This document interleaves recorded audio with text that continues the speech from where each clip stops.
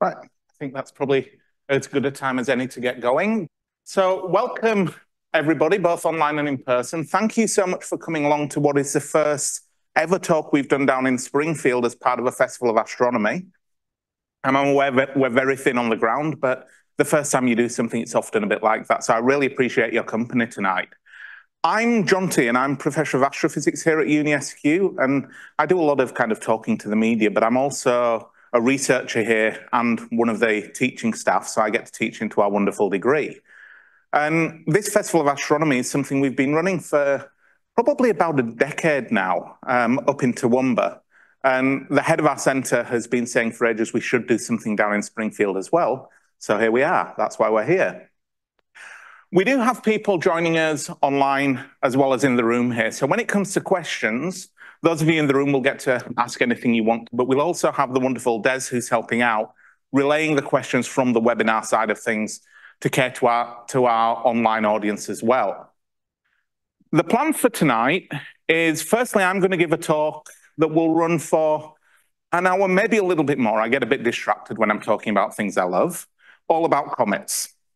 We'll then have a bit of time for questions, and then we're going to do a live cross to Queensland's only professional astronomical observatory, which is our Mount Kent Observatory, just up south of Toowoomba. And my colleague Duncan Wright, who's also on the line here, is going to take us through a little bit of an overview of what the observatory is and the kind of things you can see with it. And hopefully, so long as the skies are still clear then, maybe even take some pictures to show you of things we can see right now in the sky. So that's kind of the overview. I have a tendency to walk around and flail my arms, so I'm going to be comfortably away from the lectern, but I am mic'd up and all is good. Before I dive into the talk, though, you've probably noticed that I do not have a traditional Australian accent. I think that's fairly obvious. I am now officially Australian. I've got the bit of paper and all the rest of it.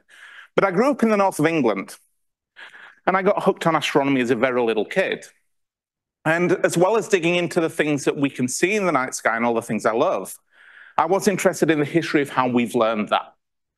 And where I grew up, we had a few hundred years of proper scientific history. You know, going back to the scientific revolution, realistically, to Isaac Newton and people like that. If you go a little bit further and stretch your limits on what science actually is, we've got about 1,000 years. There's something I'll show you later on in this talk that is a scientific record of a type 1,000 years old. So that was like the scientific history and heritage where I grew up. And so it's an incredible honor and a privilege for me to be here in Australia, which is home to the world's oldest astronomers. I'm on a continent here where people have been doing astronomy for at least 70,000 years, probably more like 100,000. There is knowledge that has been passed down through oral history, dating back 10,000 years at least, that is verifiable, that tells us stories about things that happened 10,000 years ago. And that's an incredible wealth of knowledge for us as astronomers and a fabulous connection to this land that we're on here. And so I always think it's really important for me to recognize the traditional custodians of the land from this area, but also all across Australia, the elders past, present, and emerging. And it's fabulous to be here and share some of their knowledge and wisdom about the topic that I really love. But I'll move on to tonight's topic. Tonight's topic is all about comets. And comets are among the objects that first got me hooked on astronomy when I was a little kid. Very rarely you get to see an object like the one in the photograph here. This was Comet McNaught back in 2007. Now, you might have seen slightly fanciful articles in the last couple of weeks talking about the potential comet of the century. And I've been getting a bit frustrated with those because this is probably the comet of the century. 20 years ago. It might be beaten in the next 75 years, but this was something really special. You'll see more photos of that through the talk. And I've got to figure out why this has stopped talking to the computer, so just bear with me. This happens occasionally. It should be clicking forward, and it isn't, so bear with me just one moment. And that works now. So bright comets like McNaught are the kind of things people really pay attention to. Most comets are not bright. Most comets you will not see with the naked eye. But occasionally, maybe every decade or so, comes a comet that is easily visible with the naked eye, even if you're not really paying attention. Now, historically, both here in Australia and around the world, people had a much deeper connection to the night sky than we today do. They were intimately familiar with it. Nowadays, we have Xboxes and TVs and Netflix and things like this to distract us. But back in the olden days, if it was dark, you had the sky as a canvas above you. And people were very interested in what was happening around them, what was going to happen in the future. And often they looked to the sky to get information towards that. There was this concept almost of as above, so below. When you got something unexpected in the sky, something that was bright, moving and then disappeared, that had to be telling you something. And so for many cultures around the world, comets were viewed as portents, as omens. Come on in. They were viewed as signs, not just of something spectacular in the sky, but as a sign of something potentially changing down on Earth. They're often linked to famous people, famous wars, things like that. So a good example here is one of the great enemies of the Roman Empire, a guy called Mithridates VI, or Jupiter Dionysius. Born 135 BC, died 63 BC. And this person was important enough that records remain to this day that were written at the time. It is said that when Mithridates VI Jupiter was born, a comet burned so brightly for 70 days that the entire sky seemed to be on fire. In its greatness, it filled a quarter of the heavens, and with its brilliance, it outshone the sun, whilst its rising and setting each took a period of 4 hours. Now, that's almost certainly a bit hyperbolic, but it's a real indication of how people were linking this great personage and the celestial signs that were around. Another quote, heavenly phenomena had also predicted the greatness of this man. For both in the year in which he was born and the year in which he began to reign, a comet shone through both periods for 70 days in such a way that the whole sky seemed to be ablaze. People were seeing these things and paying attention to them and tying them to the events on the ground. Another good example is the world's most democratic murder, one man, one stab. This is Julius Caesar, 44 BC. There was, at the time Caesar died, there are reports of what would be the brightest comet we've seen in the last 2,000 years, potentially, around the time he died. Now, there's a lot of debate over whether this comet existed, because it may well be that the people writing of Caesar's death created it, one of his memory in the record, without it actually being in the sky. It's one of the challenges of looking at the history of these things. But it said among the divine portents, there was also the great comet. It appeared very bright for 7 nights after the death of Caesar, then disappeared. Again, as above, so below. This is that bit of historical record from my birth country, from the UK. It's the Bayeux Tapestry. Back in 1066, William the Conqueror invaded the UK, rampaging across the countryside to fight with King Harold. And the victors wove this record of the events of the time. It's an incredible piece. Huge woven tapestry. What's interesting to me as an astronomer, though, is this object at the top of that, where it says, Itinerant Stella, which I assume means something along the lines of moving star. You see the people pointing up at it and Harold himself getting told about this light in the sky. That was the comet we now know as Comet Halley, which was last visible here back in 1986, will be visible in our sky again in 2061. And for those of you in the room who saw that back in 1986 and were disappointed, it makes me feel old, the fact that its next apparition in 2061 is now closer in time than the last apparition was. That's just weird. It will be a lot better in 2061, though. The apparition in 1986 was the worst apparition of Comet Halley for 2,000 years. It couldn't have been worse. Next time will be better, and if you're ambitious for a really long life, hang around to 2135, the next one after, because that'll be really, really good.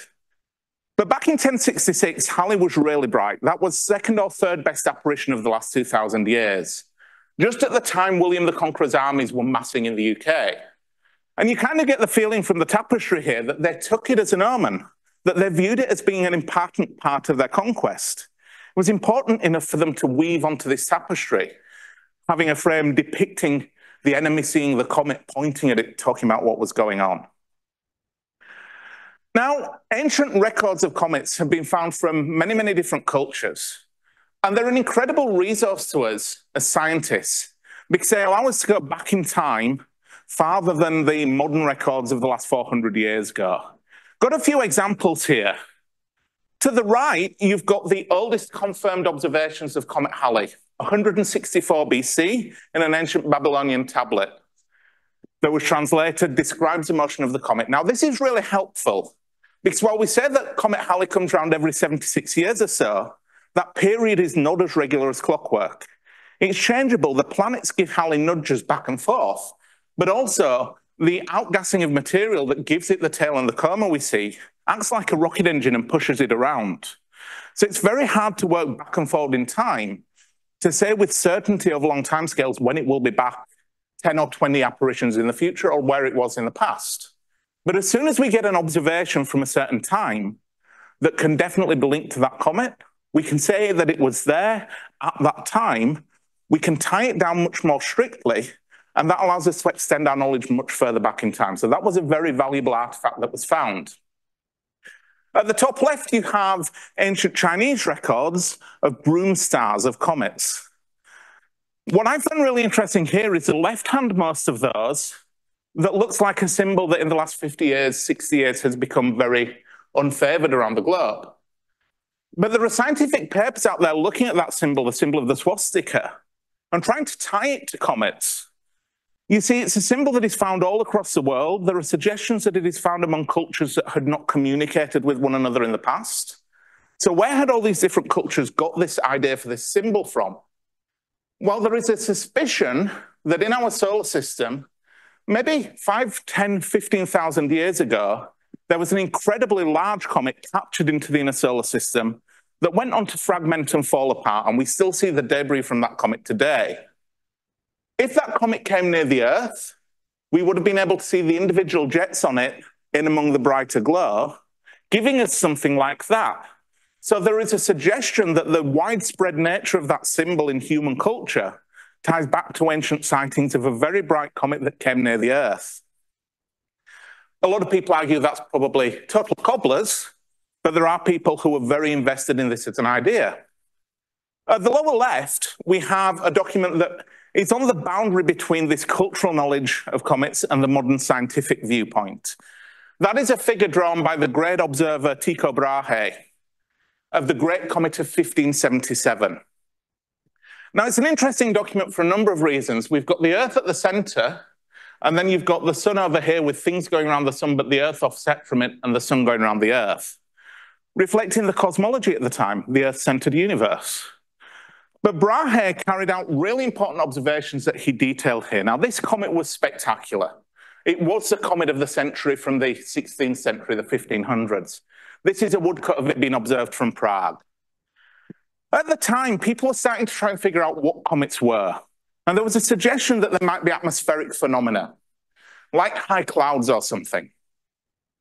Brahe carried out observations that definitively disproved that. What he did was he tried to carry out observations to measure the parallax of the comet to estimate its distance. Now, parallax is something we talk about as astronomers a lot when we're looking at stars. It's one of the fundamental ways we can measure the distance to the nearest stars. And the idea is that if you look at the same object that's nearby from two different locations, from each location you'll see it against a different background. So it's like you hold your finger up in front of your face, look at it through one eye and then look through the other, and you see your finger blinking back and forward. The further away your finger is, the less it moves. The closer in it is, the more it moves. So that's a technique called trigonometric parallax. And for the stars, we do observations 6 months apart when the Earth's on one side of the sun then the other, which is the equivalent of taking your eyes and moving them 300 million kilometers apart without the discomfort. That's how we do it for stars. For the comet, Brahe was a little bit less ambitious, and he got observations from colleagues across Europe. And he also tried to observe the comet just when it was rising and when it was higher in the sky, because with his rotation, his position was moving. And he was able to measure the position of the comet against the background stars with enough precision that if the comet was as close as the moon, or even 3 times further from us than the moon, he could have measured the parallax. But instead, he measured no parallax. That showed definitively that the comet was at least 3 times further away than the moon, probably much further than that.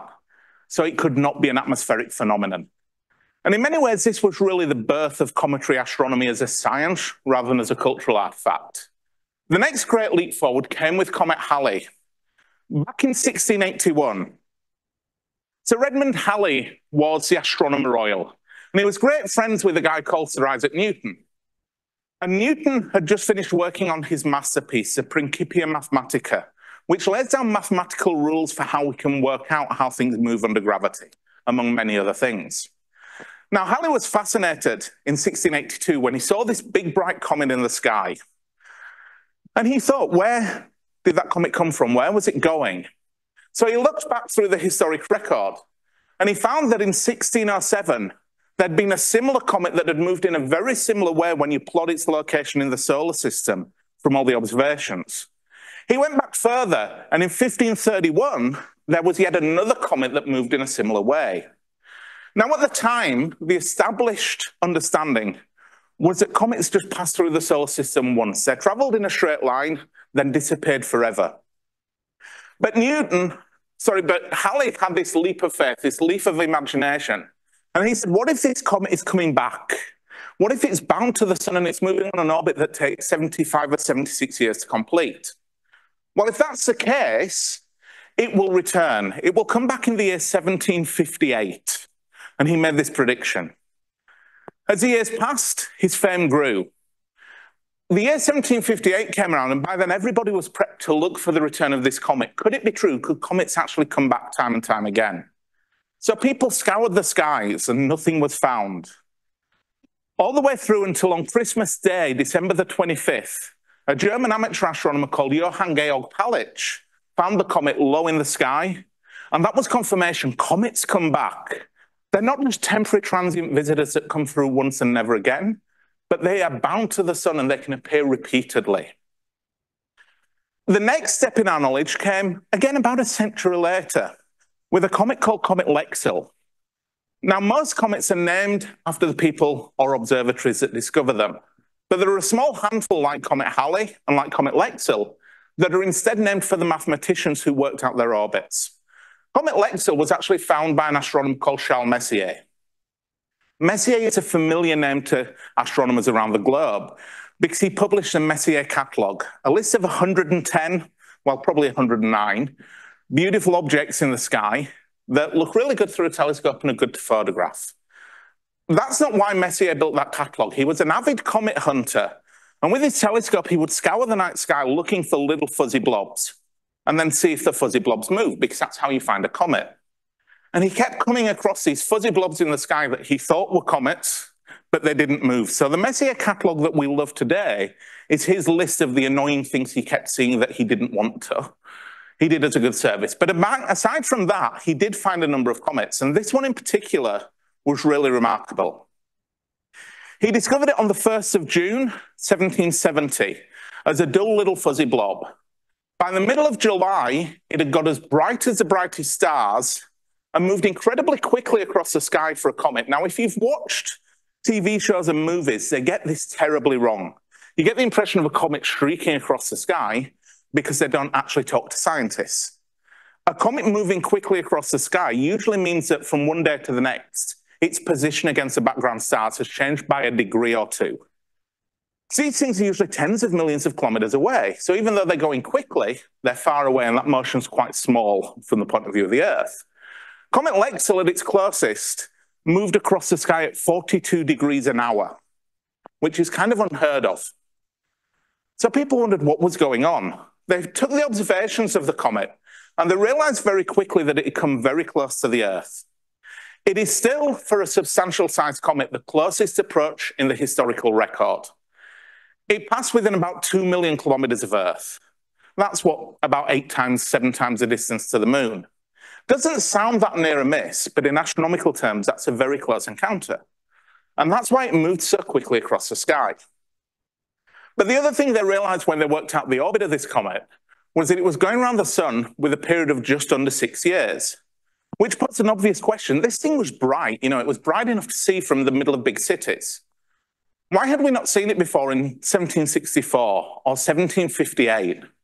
Why, for that matter, do we not still see it today? Why wasn't it seen in 1776 or 1782? When Lexell and others worked out the orbit, though, they found out that when this thing was further from the sun, it happened to be in about the same place as Jupiter. Now, I'll apologize for the quality of this graphic because I am many things, but I'm not an artist. But this is illustrating what actually happened. Comet Lexell was swinging in towards the sun on a very large orbit, the bit in blue, that would have taken hundreds, if not thousands of years to complete and would have come nowhere near the Earth. But as it swung in, it came close to the giant planet Jupiter. And Jupiter's gravity got hold of it and flung it in a new direction, trapping it onto this short period orbit with a period of just under 6 years and flinging it at the Earth. It missed us, so we're still here. I mean, that's a good thing. So that's why we'd never seen it before, because this was the first time it had come through the inner solar system on that new orbit. Jupiter had grabbed it and placed it on a new orbit, fundamentally changing what it was doing. The reason we haven't seen it since is similar. You see, Jupiter goes around the sun once every 12 years. The comet was going around once every 6 years. So this thing fell in towards the sun, nearly hit the Earth, swung out, and by the time it got back out here, Jupiter was on the far side of its orbit and nothing happened. So it fell back in again, and in 1776, we would have seen it, but it was on the wrong side of the sun. We couldn't spot it, so we didn't see it. But as it swung back out, Jupiter had completed its orbit and was there waiting for it, grabbed hold of it again and flung it to the depths of the solar system. Quite probably ejected it from the solar system entirely, never to return. But we're not sure. We don't have good enough observations to be exactly sure where Jupiter put it, other than to know that it's not in the inner solar system anymore. So in that 12-year period, we learned something fundamental and new, which is that comets are subject to planetary pinball. They're transient, temporary visitors, and their orbits get changed all the time by encounters with the planets. Now, we talk a lot about comets as if you'll see them all the time. And at any given moment, there are probably 10 or 20 comets that if you had a really big telescope, you could see. But to see a comet with the naked eye is rarer. Typically, there'll be one just about visible to the naked eye if you know where to look, if you've got a dark sky, and if you squint really hard every year or two. And we've had a couple of them earlier this year. There was a lot of press about the Devil Comet, Comet Pons-Brooks, which goes around the sun every 72 years or so. And that was reasonable, but it wasn't special.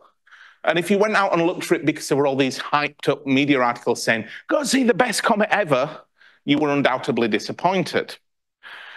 But the brightest comets are what we call great comets. And these are typically the comets that are so bright that they're easy to spot even from a big city with a naked eye. And on average, you'll see one come through every 10 years or so. But this is a fairly misleading statement, because on average, always suggest to people that it's a bit like clockwork. If it's one every 10 years, you wait 10 years and one will turn up. Wait another 10 years and you'll get another one. But in fact, they're a bit more like buses. You can wait 20 years and then 3 turn up at once. It's much more noisy than you think. Since I was born in 1978. The first 2 great comets of my lifetime came at the same time. At the top left here, you've got Comet Hyakutake, which was very bright in the night sky in 1996 in March, I think it was. This was a fairly active comet, reasonably big, but it came pretty close to the Earth. At its brightest, it was full moon, unfortunately, which beat a bit of the effect. But at its brightest, it was as bright as the brightest stars. And when it was closest to the Earth, the tail spanned more than 100 degrees in the night sky. Really spectacular, at its brightest for a week or so and faded off quite quickly either side of that. The comet at the top right probably doesn't look that impressive on this image, but I always like to include this image because I took it. This was a photo I took on slide film as a teenager. It's Comet Hale-Bopp. Now, to people who've spent time in the Northern Hemisphere, this W shape here is Cassiopeia. It's very familiar in the northern night sky, and it's reasonably large in the sky. This curved shape to the left of it is Perseus, which we can just see low to our northern horizon after midnight at the min from Toowoomba. If you're further south in Australia, we won't pick it up. The object in the middle is a comet. Comet Hale-Bopp, which was enormous. It broke all the records. It got as bright as the brightest stars, but it was visible to the naked eye for 18 months, which is incredible. To put it in perspective, in recorded history in the 400 years before that, the longest period any comet had been visible with the naked eye was about 6 months. And that was a real ridiculous outlier. Most of them, even if they get bright like Aikitaki, a few weeks is pushing it. 18 months this thing was visible. It was incredible. What I love about this photo, though, is I've also got the northern lights in it, the aurora borealis. This is actually, the sun had a burp in our direction, gave us an aurora. So I was out photographing this, and I got an aurora as well, which was just awesome. Now, at our latitude here in Australia, it's worth noting that aurora are very rare. We had one earlier in the year that was probably the first for a couple of decades seen as far north as we are. There is a small, probably vanishingly small, but non-zero chance that we might get an aurora similar to that in the next couple of days. It's probably not going to get as far north as us in southeast Queensland, but the sun has just had its two biggest flares of this solar cycle. They've thrown material our way, so there is a chance. It's just a fairly small chance, but keep your eyes peeled if you're out and about having a look online. If you're further south in Australia, there's a reasonable chance, certainly the southern states, Tasmania, the south coast should get a bit of a show. At the lower left here, we have Comet McNaught, which was the great comet of 2007. It was quite good from the northern hemisphere where I was before it swung closest to the sun in the sky. At its closest to the sun in the sky, we couldn't see it at night, but it was visible in broad daylight, if you knew where to look. Then it appeared for the southern hemisphere after moving away from the sun and put on a show. This image you've got at the lower left here has the moon in it for scale. You see how long the comet's tail was. McNaught was exceptional. It was a comet that its heart was probably only a dirty snowball about 5 kilometers across, but the tail it grew, this beautiful curved tail you see here, was longer than the distance between the sun and Mars, more than 300 million kilometers long. Absolutely incredible, absolutely exceptional. Then, back in 2020, we had Comet Neowise, which wasn't great from the southern hemisphere, but was somewhere on the threshold. We've got people there. I'll just let these people in, because I think we've got late visitors coming in. So bear with me a second. Hey there, are you here for the talk? Come on in. Yeah, it's fine. There's not many people. More people are good, and then we can ask questions at the end. No, it's okay. Make yourself comfortable. There we go. Thank you, folks. So, like I said, the last one here at the lower right, as I'm looking at it, was Comet Neowise, which was on the border of being a great comet. There's a lot of debate over whether it was just a very good comet, but it did put on a very good show for the northern hemisphere. At the moment, as I will mention later on in the talk, we might have the 5th great comet of my lifetime. And I'll show you some pictures a bit later on to whet your appetite. So that's what comets are from our perspective. But what are they really? How do they work? And again, you'll see a lot of pictures of Comet McNaught here because it was the first great comet of the modern digital camera era. So there's some absolutely astonishing photos. But this is that comet, Comet McNaught. Loads of dust coming off it. What's the story? Well, at the heart of a comet is a dirty snowball or a snowy dirt ball. An object, you see a few of them here, ranging in size from a few hundred meters to a few kilometers across. In the case of Hale-Bopp, which was exceptional, it was about 50 kilometers across, but that's the exception rather than the norm. In astronomy, it's fairly true, like most things in life, that there's a lot of small things for every big thing. There's a lot more of the small objects. These are just a few of those dirty snowballs to which we've sent our robot envoys. We've sent spacecraft up to them and imaged them. And you see they look a bit like giant flying space peanuts or bowling balls. They're very weird-shaped objects. They're not big enough that their gravity is strong enough to force them to be spherical. They're just kind of piles of rubble and ice. And when you're far from the sun, when it's really, really cold, that's all they are. Tiny little specks in the dark. Not very reflective, so very hard to spot. But as they get closer to the sun, they heat up, the temperature rises, and the icy material on them, what we as astronomers call volatile material, gets hot enough that it can't be solid anymore. Now on Earth it would melt, but in space where you have no atmosphere and no pressure, you can't be liquid.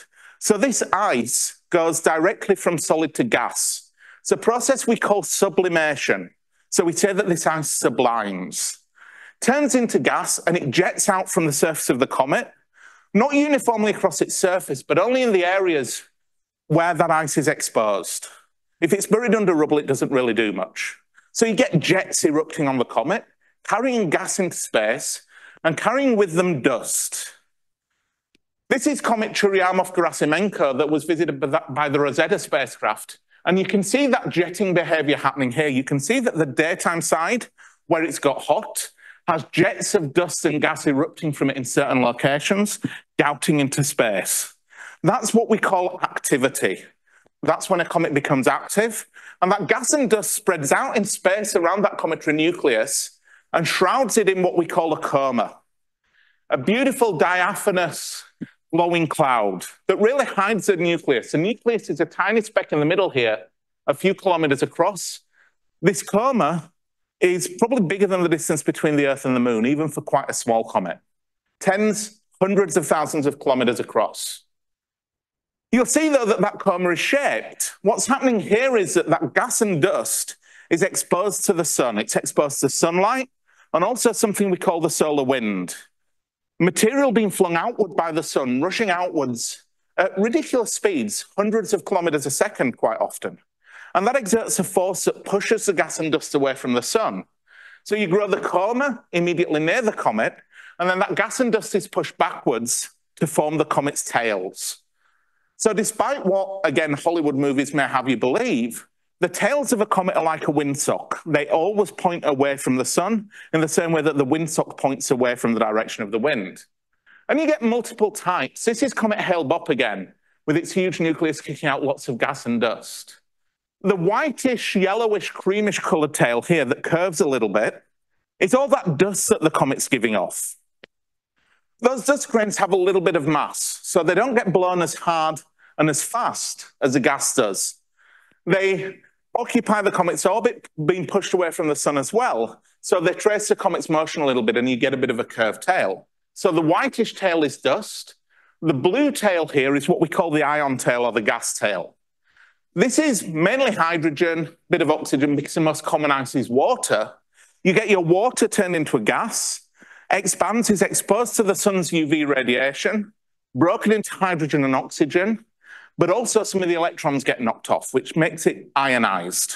And once it's ionized, it is particularly sensitive not only to the solar wind, but to the sun's magnetic field. So the wind blows it away, and because those atoms are so light, they're carried very quickly away. But because it feels the sun's magnetic field, any gusts in the wind, any kinks in the sun's magnetic field, put kinks into the tail. So until the era of spacecraft, comets were our only real way of studying the wind from the sun, other than when it hit the Earth. We could look at these tails and spot them getting disconnected and bent as a gust of wind blew past.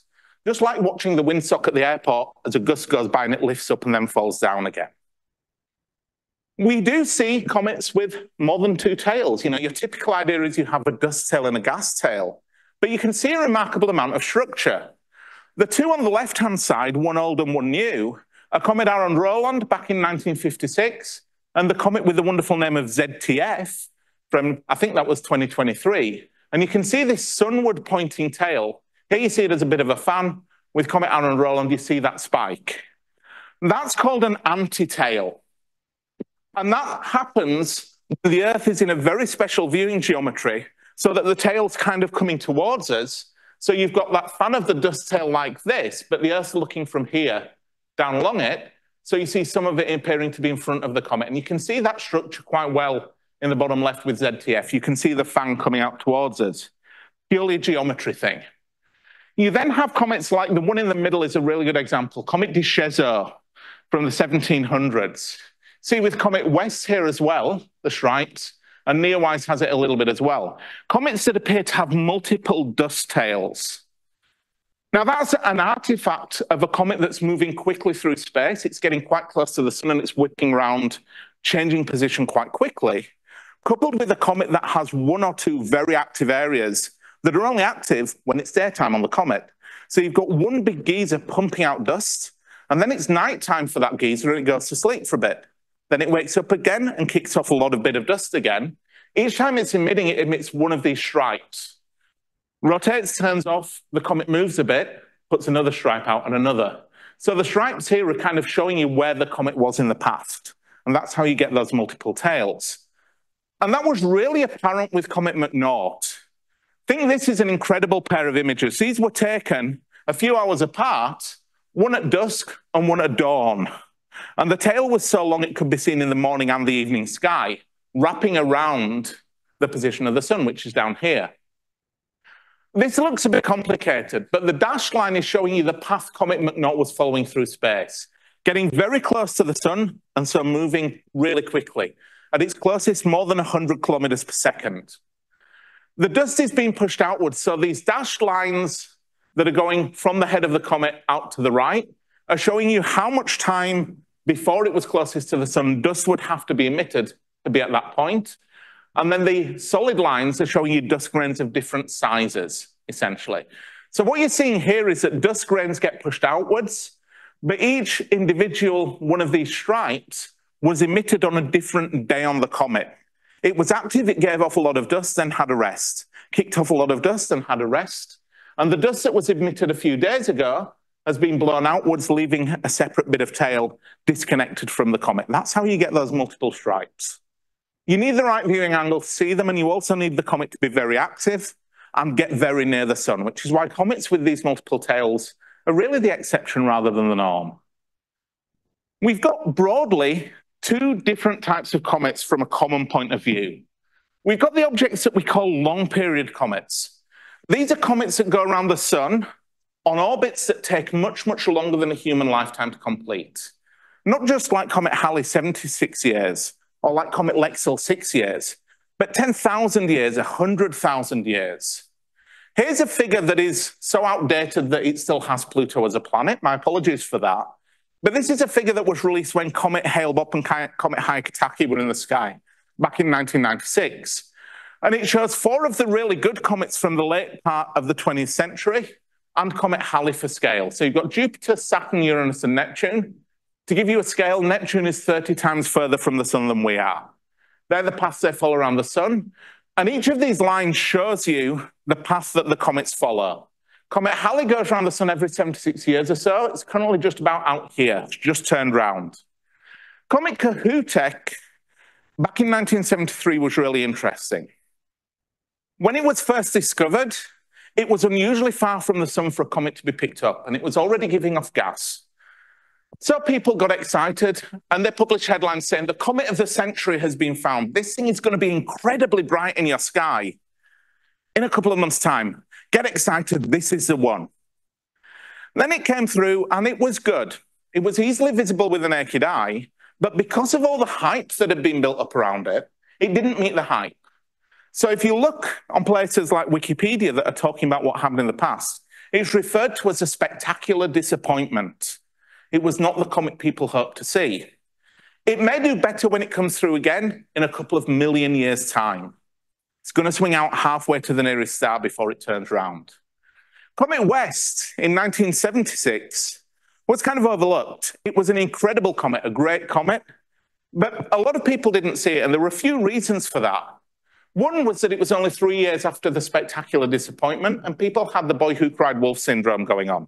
You told us 3 years ago that there was a comet that was going to be awesome, and it was rubbish. We're not interested. But also, Comet West was at its best when it was in the morning sky, where you had to get up before sunrise to see it. And I don't know about you, I find that much harder than staying up and looking at something at 7 p.m. So a lot of people didn't bother. It's a shame. It did really well. It broke into 4 pieces, put out a lot of gas and dust, was as bright as Venus at its brightest, will return in about 250,000 years. We then had Comet Halley in 1986 that was a disappointment. Was the worst it's been for 2,000 years. And it was a bit overhyped because people who were my great-grandparents' generation have been talking about this amazing comet they saw in 1910 and saying that that was Comet Halley. And Comet Halley was really good in 1910. We've actually got a PhD student working with us here at UniSQ who's studying observations of Comet Halley that were made in New Zealand in 1910. And people back then were really excited. But a couple of months before Comet Halley came through in 1910, there was an incredibly bright, spectacular, great comet. And most people who were telling us in 1986 to watch for Comet Halley because it's amazing, never saw it in 1910, but they thought they did. They saw the other one. Comet Halley will be better in 2061, though. But then in 1996, when I was a teenager, we got 2 great comets at once. I've mentioned them before, so I'll talk very quickly about them. Hyakutake came close to the Earth and was bright because of proximity. It would have been naked eye if it hadn't come close to the Earth, but it wouldn't have been that spectacular. It'll be back in about 25,000 years. Hale-Bopp was something else. Visible with the naked eye for 18 months, despite being about as badly positioned as it could have been. If it had come through 7 months later, it would have been as bright as the moon at its closest approach to the Earth. It was last around when the Egyptians were building pyramids and will return roughly in the year 4400. But they're the brightest, biggest examples of what we call the long period comets. They're impossible to predict because they're coming in from the inky blackness, having never been seen before within recorded human history. So we see them fresh for the first time, and they're always a pleasant surprise. We then have the short period comets. Now, Comet Halley is probably the most exceptional of these, along with a comet called Comet Swift-Tuttle that comes around every 130 years or so. And that one will be exceptional in 2126. So for the youngest people in the room, you've got a chance. 102 years from now, there will be an amazing comet. I can say that with confidence. I'd like to last that long, but I think it unlikely. But there are a fairly big number of comets that go around with periods a bit like Comet Lexell, 5 or 6 years. This is one of them, Comet Holmes. Bit of a fuzzy blob, to be honest.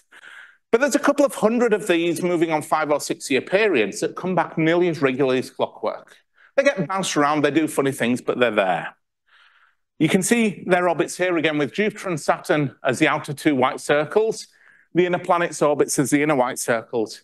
Every little red ellipse there is a short period comet. We know a lot of them, but most of them you'll never see with the naked eye. We also now have another population of objects that we call interstellar comets. And these were long hypothesized. You remember when I was talking about Comet Lexell, I said that the most likely fate was that Jupiter had grabbed it and thrown it out of the solar system, never to return. Well, we've learned in the last 30 years that planets around stars are everywhere. Pretty much every star has planets like the sun does. And every other star will have comets as well, because they're a natural part of planet formation. Those stars too will be shedding comets into space like cosmic dandruff, which means there'll be a lot of comets floating around between the stars, and occasionally some of them will come close enough to see. And we'd speculated about this for decades, until in 2017, this object turned up, Comet Borisov. Was visible for a very short period of time, but it was definitely not one of ours. It was traveling much too quick. It was a comet from around another star. It's the only one we know of so far, but more are to come. There's a great observatory called the Vera Rubin Observatory that's going to begin observing in the next year or two that will increase the number of objects we know in the solar system by between 10 and 100 times. And it will find more of these as well. But these comets are transient, they're fallible. You see here pictures of a comet called Schwarzmann-Wachmann 3 that in 1995 broke up into at least 70 big pieces and lots of little ones. It fell apart, disintegrated. We saw with Comet Lexell that comets can get thrown away, never to return. So the comets that we see today, if you were to come back in 1 million years' time, most of them would never return by that point. We lose them quite quickly. They fall apart and they're got rid of. And that poses an obvious question. Why are we seeing them at all? If they're so friable, if they're so fallible, why haven't they all gone away by now? And this is a question that taxed scientists going back decades. By the 1950s, we'd seen enough comets that we were confident that this was happening. We were getting comets coming in all the time, but they were falling apart. They hit things, they go away. On average, half of the comets we see would be lost to the solar system within 1 million years, roughly speaking. Now, the first thought you might have is that the comets we see today are the final survivors of a population that in the past was bigger. But that just doesn't work. See, the thing is, if you lose half of them per year, let's imagine we get 10 comets a year now. We actually get more than that, but let's say 10 per year at the minute. That means 1 million years ago, they'd have had to have been 20 per year. 1 million years before that, 40 per year, 80 per year, 160 per year, 320 per year. So in 5 million years, we've increased the number of comets by a factor of 32. You keep doubling that number 4,500 times to get back to the birth of the solar system. And you end up needing so many comets that the solar system will collapse to become a black hole. It just doesn't work. And so we need another explanation. And that's what two astronomers independently worked out. This was Jan Oort and Ernst Öpik. They realized that for the long period comets, there has to be a reservoir out in the depths of space supplying these, producing new comets to replace the ones that are lost. It's called the Oort cloud. Now, everything that we've mentioned so far is in a point in the middle that is probably smaller than a single pixel. This thing is immense, stretching halfway to the nearest star. The objects in this cloud are so far from the sun that the sun is not even the brightest star in the night sky to them. That's how far away they are. But space is mind-bogglingly big. That space is so vast that we think that this cloud of comets, the Oort cloud, contains something like 10 trillion comets bigger than a kilometer across. That's 10,000 billion or 10 million million. To make your head really hurt, that volume of space is so big that those comets are likely no closer to each other on average than the Earth is to the planet Uranus. They'd be more than 1 billion kilometers apart, and there is enough volume of space here for you to have 10 million million objects spread out that far apart. Leftovers from planet formation, hanging around there minding their own business until something gives them a nudge.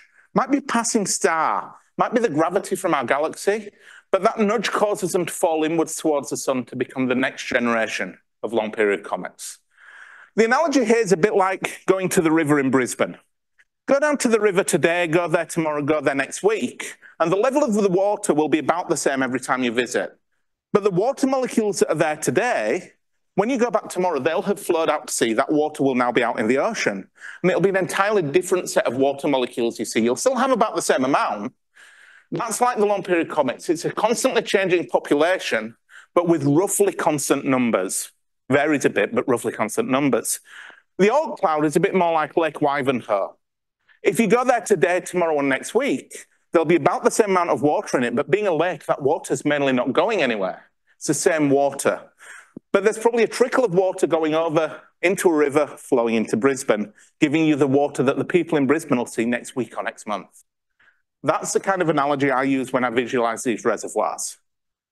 What about the short period comets? Well, they have a different origin. You see, out beyond the orbit of Neptune, there is a disk of objects, a belt of objects we call the Edgeworth-Kuiper belt, along with the scattered disk and the detached objects. Put it all together, we call them the trans-Neptunian objects. And we know several thousand of them, but they're hard to spot. When we find them all, with the help of telescopes like Vera Rubin, we think that out in this space beyond the orbit of Neptune, which is the outermost blue circle here, there'll probably be in excess of 10 million objects bigger than a kilometer across. And mostly out there, they mind their own business, doing very little, until they bang into each other or get nudged, cross Neptune's orbit and start bouncing from planet to planet, that planetary pinball process. Once they're there, we call them the centaurs. And that's a population of objects I love because I studied them for my PhD. They're the short period comets of the future, unstable, bouncing from planet to planet, until eventually, usually they reach Jupiter, and Jupiter flings them into the inner solar system to become the next generation of short period comet. So that's their parent reservoir. So that's where they come from, but how did they get there? What's the story of a comet's formation? Well, to tell you this story, I need to first tell you a little bit about an oddity of astronomy, which is astronomy is very different in a fundamental way to the other sciences you study at school, physics, chemistry, biology. Because in the main, physics, chemistry, and biology can be viewed as experimental sciences. If I want to know how a cannon works and how far it'll fire, I can build one and test it in the lab and I can fire it. If I want to know how bacteria respond to acid, I can grow some bacteria and put them in some vinegar and see what happens. But in astronomy, everything we study is so incredibly vast and incredibly distant that what we do is we observe. We have to watch the cosmos and gather clues and use those clues to build our narrative. Now, nowadays, we can do a little bit of experimentation in the form of computer simulations, but in the main, astronomy is an observational rather than an experimental science. And so that means as astronomers, we're essentially playing the role of detective. We look out at the cosmos and gather the clues and use them to build an understanding of how things work. So what I'm going to take you through for the next few minutes is our current best understanding of how planetary systems form, and as a byproduct, how comets form. Now, this is a real photo. This is the Orion Nebula. a spectacular stellar nursery. And when you're looking at this, you see the pink bit for those online, looks a bit like a clamshell. You get a feeling of 3 dimensions there. And that's actually what you're seeing. You're looking into a cavity, a bubble shape. If we were looking at this a million years ago, that's all we would have seen. This would have been a vast cloud of gas and dust. Now, clouds of gas and dust like that are common through the galaxy. We see one here in a photo I took called the Coalsack Nebula in the middle next to the Southern Cross, which makes the head of the emu in the sky to the indigenous people of Australia. And these dark clouds look dark because they are so dense that they block the light from stars behind and it can't reach us. So they block the view of what's behind. And they can be huge. They can be so big that light would take a century to travel from one side to the other, traveling at 300,000 kilometers a second. But they're so dense the light can't get through. Until something happens, something nudges them and causes them to start collapsing down. As they collapse, they're now unstable, they clump up, and the denser bits collapse on their own, get denser and denser, and as you squash more and more gas in, the temperature increases and the pressure increases. It's just like when you're pumping up a bicycle tire, a bike pump gets hot. But the difference here is you're bringing gas in from an incredibly wide distance to an incredibly small distance relatively. So at the middle of that, the temperature gets as high as 10 million degrees. The pressure can be more than 1 million Earths. And at that point, you get nuclear fusion in the core. You can start turning hydrogen nuclei into helium, and in the process, giving off a lot of energy. And that's essentially how a star's born. That star that's just been born gives off a huge amount of radiation, gives off a stellar wind, just like the sun, and starts to blow away the gas and dust around it. But it doesn't form alone. So in the middle here of this nebula, there's a cluster of stars called the trapezium that are probably only about 1 million years old. They're really young. They've just turned on and they're blowing away the gas and dust. They've blown a bubble, and that bubble has broken through the surface, allowing us to see into the cavity. So to switch metaphors, this is a bit like looking into the nest of a turtle with the eggs in the middle. You're looking into a hollow cavity that the stars have cleared. And over millions of years to come, eventually this dust and gas will be blown away and the stars will float through space on their own, as a young star cluster like the Pleiades, for example. That's how stars are born in a very simple story process. Planets form as a byproduct of that process. All that gas and dust that's falling into that star tends to collapse down to form a disk around that star. Now, the best analogy I can give for this, it's not scientifically exactly the same thing happening, but if you've ever seen somebody making a pizza at a pizza shop, it was a bit of a show-off. They'll get a really elastic dough and spin it around really quickly and it'll flatten out into a pancake. Same kind of thing happens with all the material falling in towards the star. You get a disk of gas and dust around that baby star, orbiting around it. Within that disk, the dust grains are moving at high speeds because they're orbiting the star, but they're all moving at about the same speed as their neighbors. It's like when you're driving along the highway at the speed limit and the person next to you is actually behaving and they're driving at the speed limit as well. You're both going quickly, but you could, if you wanted to, reach out and pass something from one car to the other. But please don't do that because I'll get in trouble. I didn't give you that idea. Same idea though. The dust grains are going really slowly with respect to their neighbors, which means even though they're really fragile, if they bump together, they'll bump together really gently and they can stick together. And in this way, over millions of years, you gradually grow bigger bits of dust, from tiny to centimeters to meters to kilometers, and you grow planets. But you grow a lot of debris in the process. You grow lots more small things than big things, and the big things go around gobbling up the small things and getting even bigger. That's how planets form. And they're on a fixed clock because eventually the star will get active enough to blow away the gas and dust that's left, leaving behind the planets.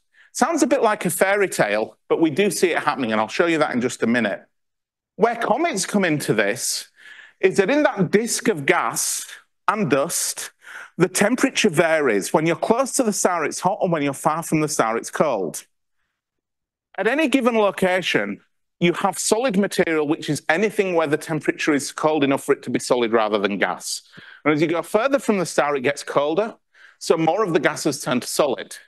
So as astronomers, we've got this concept of a thing called the ice line, the location where you are far enough from the star for it to be cold enough for water to stop being gas and instead be solid.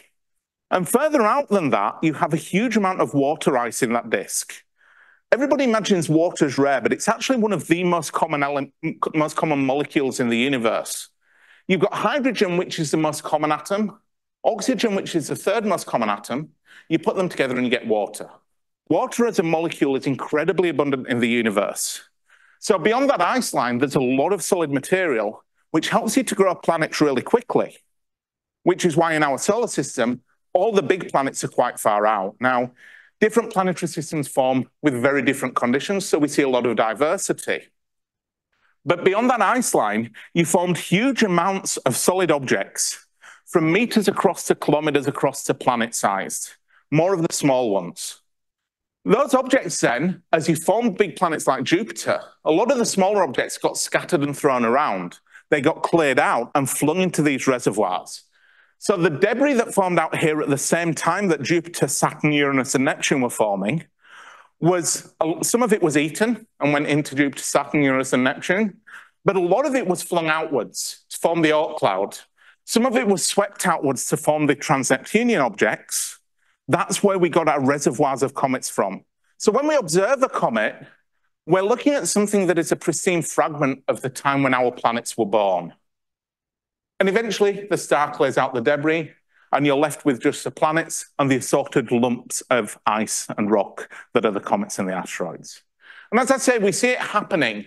The little inset squares here are all images taken of young stars in the Orion Nebula that still have disks around them where planets are being born as we speak.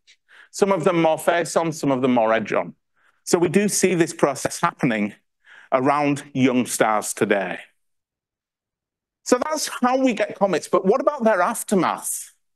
What about, in a very romantic sense, comets' children? You see photos here of a beautiful meteor shower.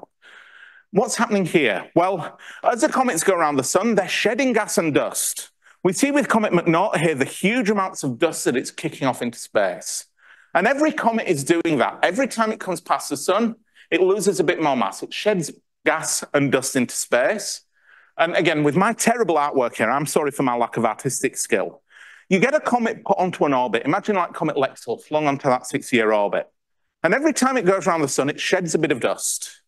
Some of that dust will be moving a little bit quicker than the comet in its orbit. Some of it will be moving a bit slower. And so over time, the dust will spread out around the comet's orbit.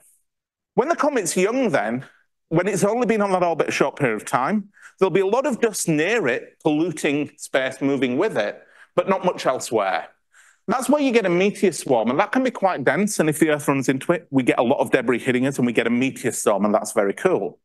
But over time, the dust spreads out until it shrouds the entirety of the comet's orbit and can spread out millions of kilometers either side. Now, in 3D, most of these streams of debris wouldn't intersect with the Earth. They'd pass above us or below us. But if we happen to run into them, we'll get a meteor shower. We'll actually get that dust hitting the Earth's atmosphere and burning up.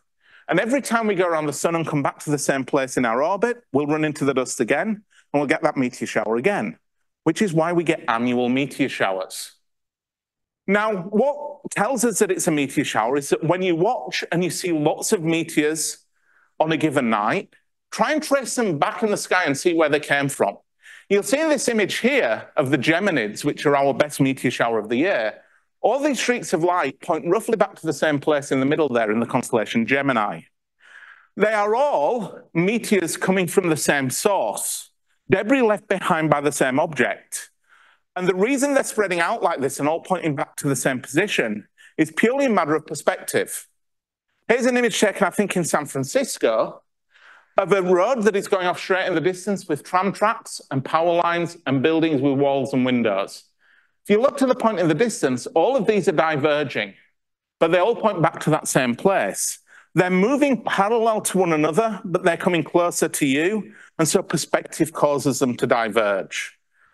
If you had a car driving down the left and the right and you stood in the middle, and again, this is not healthy, so please don't actually try this, but they'd look to go to the same point in the distance, but one will pass to the left, one will pass to the right.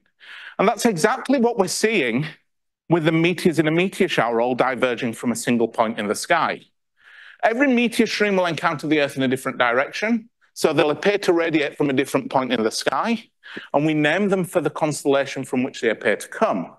So our highlight here in the Southern Hemisphere are the Geminids, the best meteor shower of the year, which come from the constellation Gemini. We've got Orion up at the top here, Gemini down here, and we're at the best on about the 14th and 13th of December every year. Visible from our latitude anytime from about 9:30 onwards at night, but the later in the night you look, the better show you'll get because the higher in the sky that radiant point is. This year, the Geminids won't be as good as normal because it'll be full moon, and the glare of the moon will hide all but the brightest meteors, but it can still be worth a look. But when you go out there and you see a shooting star, you see a meteor, you're seeing debris laid behind by a comet at some point in the distant past.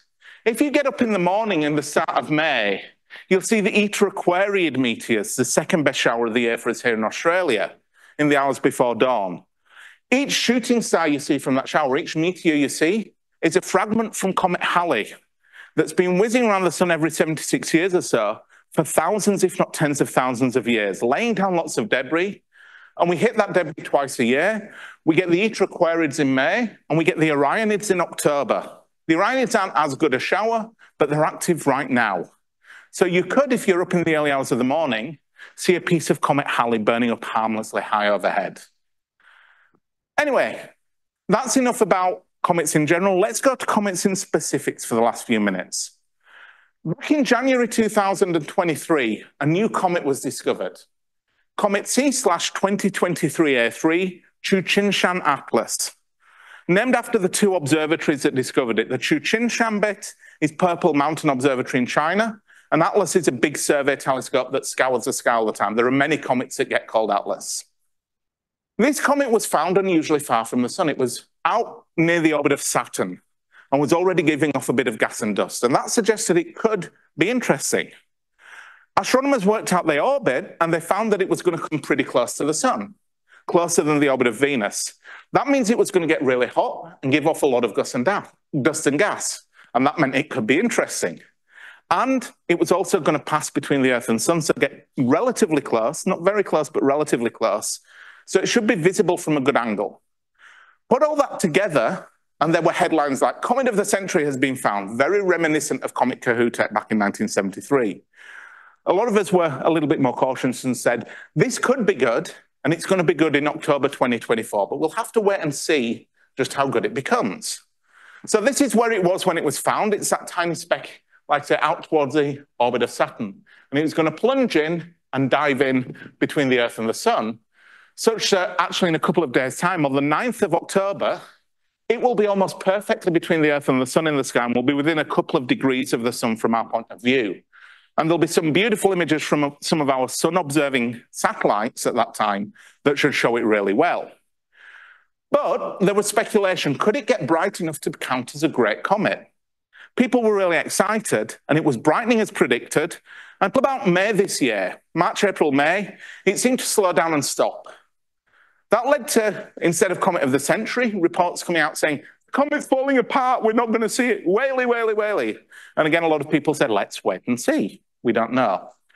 Over the last few days, through the last week, this thing has been putting on a beautiful show in the morning sky. These are images I've taken from up near Toowoomba, just before dawn, showing how much it moves. So these are the same lens, one day apart. Got a little triangle of stars here that are down here on that image. So it's moving against the background stars. And over the last week, it has been bright and easily visible in the morning sky before dawn. But it's been getting closer and closer to the sun in the sky, so that if you got up at 4:30 in the morning tomorrow morning, it would be hard to see in the glare of twilight. It's almost gone out of view in the morning sky. Now, don't worry, I'm not telling you that this thing's past its best and you've missed it. It really isn't. But these are images I've taken just in the last week. On the 29th, when we had the thin crescent moon, you can see it was already in the twilight, but looking pretty spectacular. Pretty easy with the naked eye. I could see the tail stretching out about 10 degrees in length, even though the glare of dawn was coming. That's the day later, moon's moved on, comet's a bit brighter. It has been getting better and better. This is the other morning, again, the 30th, so 2 mornings ago now, 3 mornings ago now. I did a time lapse, and this gives you a feel for what it looked like looking off my deck, looking east towards Toowoomba, the comet rising just as the light of dawn comes up and washes it out. This will loop through a couple of times. See the tail of the comet stretching out about 10 or 15 degrees long, The head is the brightest, the tail pointing away from the sun, looking really good. It is looking like a really good comet. And it's now as bright as the brightest stars, but only visible in the twilight and pretty much gone from the evening sky, from the morning sky. It's going to pass between the Earth and the sun on the 9th and 10th of October. There is a chance that really experienced astronomers will be able to pick it up in the daylight sky at that point. But I really don't encourage anyone to try it.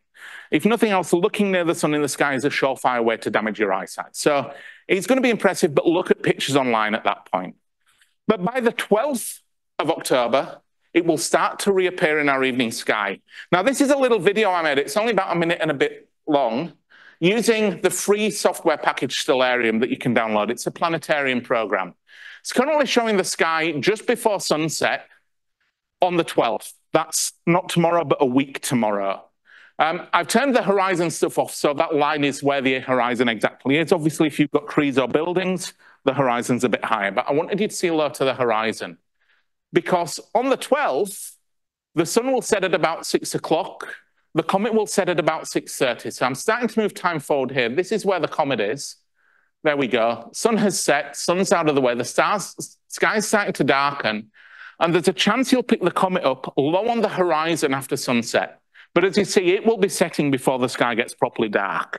Should be bright enough to pick up if you've got a really good low western horizon though. But I'm going to then move back to 6:30 in a second. The tail will still be visible at this point as the sky gets dark. But I'm just going to rewind to 6:30 here. This is set for Springfield, so this is the view from here. And I'm going to step forward to the 13th. Comet gets higher in the evening sky. To the 14th, it's higher still. 15th, getting higher up again. So what's going to happen from next Saturday onwards is this comet is going to get higher in the sky from day to day into the twilight sky in the western sky. It will be brightest on the 12th and then will get fainter and fainter, but it will be moving out into a dark sky. It should have a really long tail. Some predictions suggest the tail could be as long as 60 degrees. It will have an anti-tail. There'll be a bit of the tail pointing towards the sun. So you can see here, even on the 14th, so a week on Monday, 7 p.m., the sky's perfectly dark. The tail will be pointing up from the horizon at about a 30-degree angle. If you can find somewhere with a dark, low western horizon, this will be a really good opportunity for you to take some photos. Normally, I'm cautious with comets, particularly a little way out, because there's a famous saying encapsulated here by the famous astronomer David H. Levy. Comets are like cats. They have tails and do precisely what they want. So we tend to express caution. Rather than predicting the comet of the century, we say it could be good, but let's wait and see. But we're now at the wait and see point, and it is really good. This is another photo I took of it rising just a few days ago in the morning sky. I think the odds are very good now that this will be spectacular in our sky in the west in about 9 or 10 days' time. And really encourage you to head out, have a look at it. You can take photos like this with just a normal DSLR camera. This is just a normal lens on a normal camera. I've fiddled around with it a little bit, but I didn't have a camera drive. I just put the camera on a tripod, took about maybe a 10-second exposure for this. It's that bright. This is going to be really spectacular. So with that, I think that's the take-home messages. We have a great comet right now, and I think it is now bright enough to call it the second or third great comet of the 21st century. So with that, I will bring the lights up. I'll thank you very much for your attention, and I'll take any questions people might have. And I know the lights are blinding. Thank you very, very much. Thank you. Oh, really good question. So the question for those of you online who couldn't hear that is, when you discover a new comet, how do you figure out its age? How do you actually get a date on it? Now, the simplest answer is we can't directly. It's not like we can go there and do radiocarbon dating like we do on Earth. But the comet is a pristine fragment of planet formation. So it formed with the planets 4,500 million years ago. And we know it must be fairly pristine because if it had been through the inner solar system many times, it would have lost all that volatile material. Might have disintegrated or been removed. So that tells us it can't have been through many times. On average, and this is very variable, the closer you get to the sun, the more active you are, so on and so forth. But on average, a comet will lose about 1 meter depth of material every time it comes round. So that means a 1 kilometer comet is on a ticking clock. It's only going to have few thousand apparitions before it's all gone. So we know from that it must have only had a relatively small number of swings past the sun to be as bright as it is. Now, a comet like Comet Halley, the nucleus is unusually big. It's going to be fairly long-lived. We're seeing it at a time when its nucleus is kind of 15 kilometers across. But it's been in the inner solar system for a few thousand years, if not 10,000 years or more. We can work that out because we can do computer simulations of its orbit and run it backwards in time and look for when it was captured and flung inwards by a planet. That's a bit woolly, though, because of the jets, the rocket forces and stuff like that. But we know from that observation in 184 BC that it's definitely been there for 2,000 years. Simulations going back further than that say that it cannot have had an encounter that would trap it for at least 10,000 years. So it must have been going around for that long, which is 100 orbits, which meant it's probably lost at least 100 meters depth. It's shrinking very slowly. So hopefully that kind of answers that. Brilliant, thank you. Do we have other questions? Yes. Brilliant question. So the question for those who are online is, when we had that image that showed the long period comet orbits that just go off the screen and keep going, why do they come back essentially? Do they ever come back? And if they do, what's pulling them back? And the answer is it's actually the sun's gravity that pulls them back. Some of them will never return. Now, change to the Earth for a second, but if I had a tennis ball and I threw it upwards, it would fall back down. But the harder I throw it, the further it'll go before it falls back. There's a concept we have called escape velocity, which is how fast you have to throw something up before it will not come down again. And for the Earth, for the surface of the Earth where we are, that's roughly just under 11 kilometers a second. So if I had really big beefy muscles and I could throw a tennis ball at 11 kilometers a second, it would escape from the Earth's gravity. The sun is much, much, much more massive. So it's got a much stronger gravitational pull. The Earth's going at like 30 kilometers a second around the sun as we speak. But for the Earth to escape, we'd have to speed it up to 72 kilometers a second from where it is now.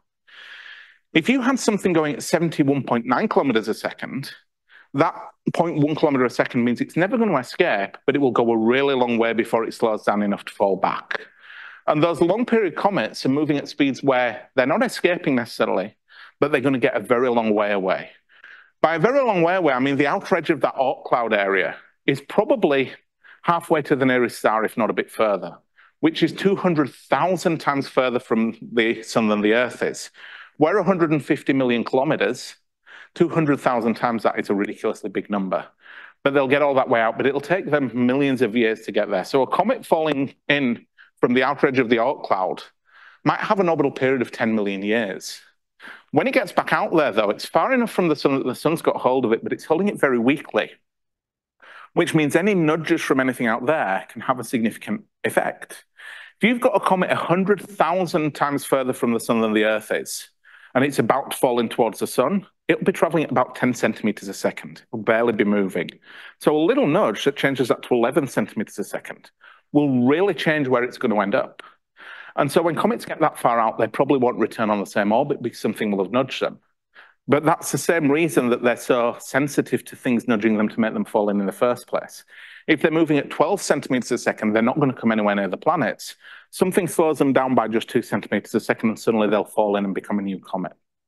If you speed them just a little bit too much, they'll escape and never return.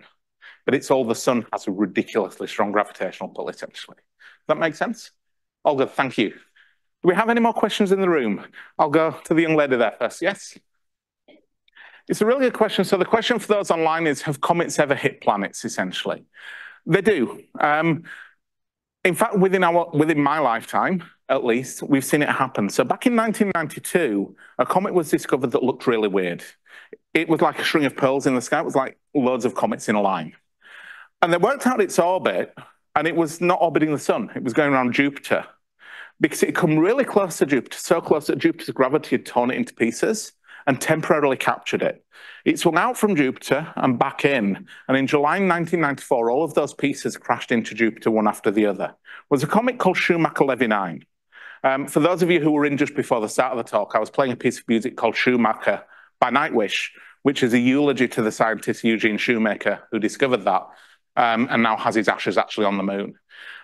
He discovered that comet. It was awesome. I was 16 at the time, and my local astronomy society were out every night for a fortnight looking at Jupiter.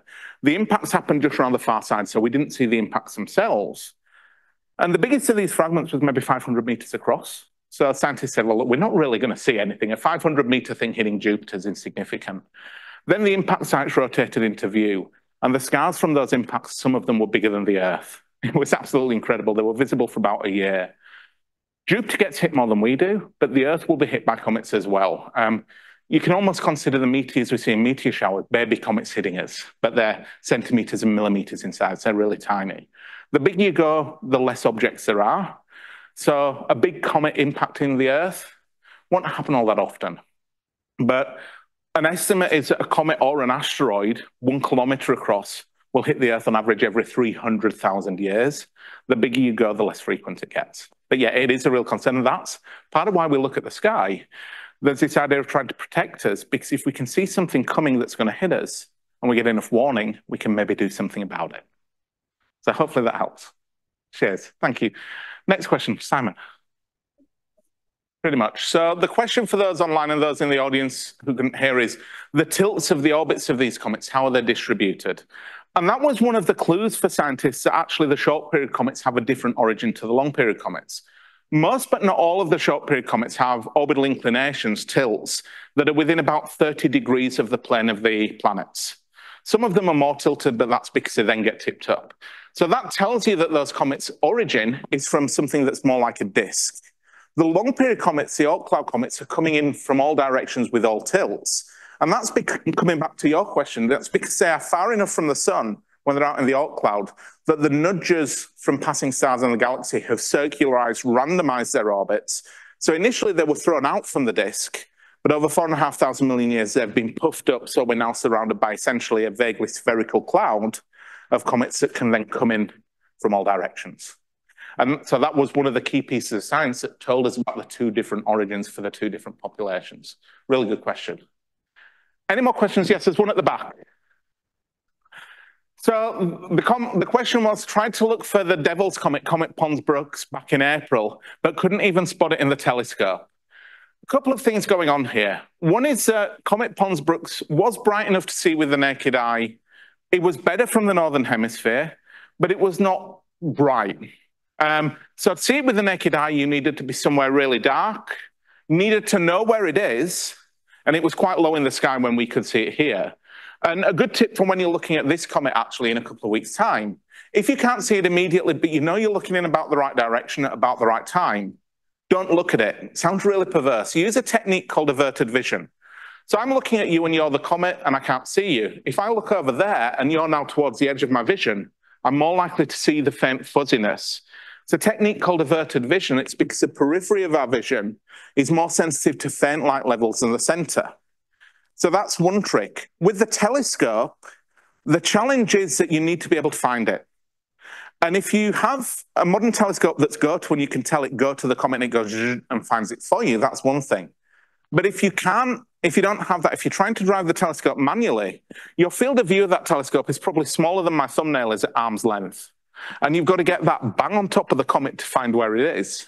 And so I would guess what happened is either you weren't quite looking at the right time of night, or you never quite managed to get it into the field of view, which is really challenging. And a comet like Comet Pons-Brooks was a bit overhyped. It was visible with the naked eye, but I could only just barely make it out. It wasn't that great. This one is better. And the trick is figure out where due west is from you for this comet, and have a look maybe on the 13th or 14th at about 6 p.m., 6:15, maybe even 6:30. But make sure you have a very low western horizon, and it will be near the horizon. The tail will be coming up at about a 45-degree angle. So yeah, you were unlucky, but Comet Pons-Brooks wasn't very good. Cool. I will see, Des, do we have any questions from the people in the webinar? Yes, we have a number of questions, Jonti. So I'd like to go through the comet ones first, and we also have a general question about astronomy. Sure thing. I'll start with this one. What is the largest comet nucleus found? That's a really interesting one. So in terms of comets that have come close enough to the sun to be properly active as comets, In recent years, it would have been Hale-Bopp with about a 50-kilometer nucleus. But there was a comet seen, I think it was in 1727 or 1737, that's called Comet Sarabat. And Comet Sarabat was visible with the naked eye for 3 or 4 months, but never really got brighter than Comet Pons-Brooks that we were just talking about. But when people worked out its orbit, it never got closer to the sun, much closer to the sun than Jupiter's orbit. So it was really far away, and the best calculations people have made is that that nucleus was probably 100 kilometers plus. That was probably intrinsically the biggest comet to have come in closer than Jupiter in that time period. There's a few objects further out that have dual comet and asteroid designations. There's one called Chiron, which was the first of the Centaurs found. It's discovered by Charles Cowell in 1977. And it's about 200 kilometers across. It comes in about as close as Saturn, but when it's closest to the sun, it gets hot enough to grow an atmosphere and a bit of a tail. A few years ago, there was a discovery of a comet called Bernardelli-Bernstein, which I don't really think should be classed as a comet, but it is because it's active. It's a really woolly area, but that's thought to be about 250 kilometers across, but it's not going to come any closer to the sun than Saturn's orbit. In a way, the biggest comet in the solar system, in terms of something that actually grows a substantial tail, you could argue that it's Pluto, because when Pluto gets closest to the sun, its atmosphere evaporates off the surface, gets an atmosphere like a coma, but then that freezes out again. Or you could talk about Mercury. There's some incredible images out there now that show that the planet Mercury has a tail made of sodium. It's close enough to the sun that the solar radiation is bombarding it all the time, liberating sodium atoms from the surface, and those sodium atoms are then pushed away by the solar wind.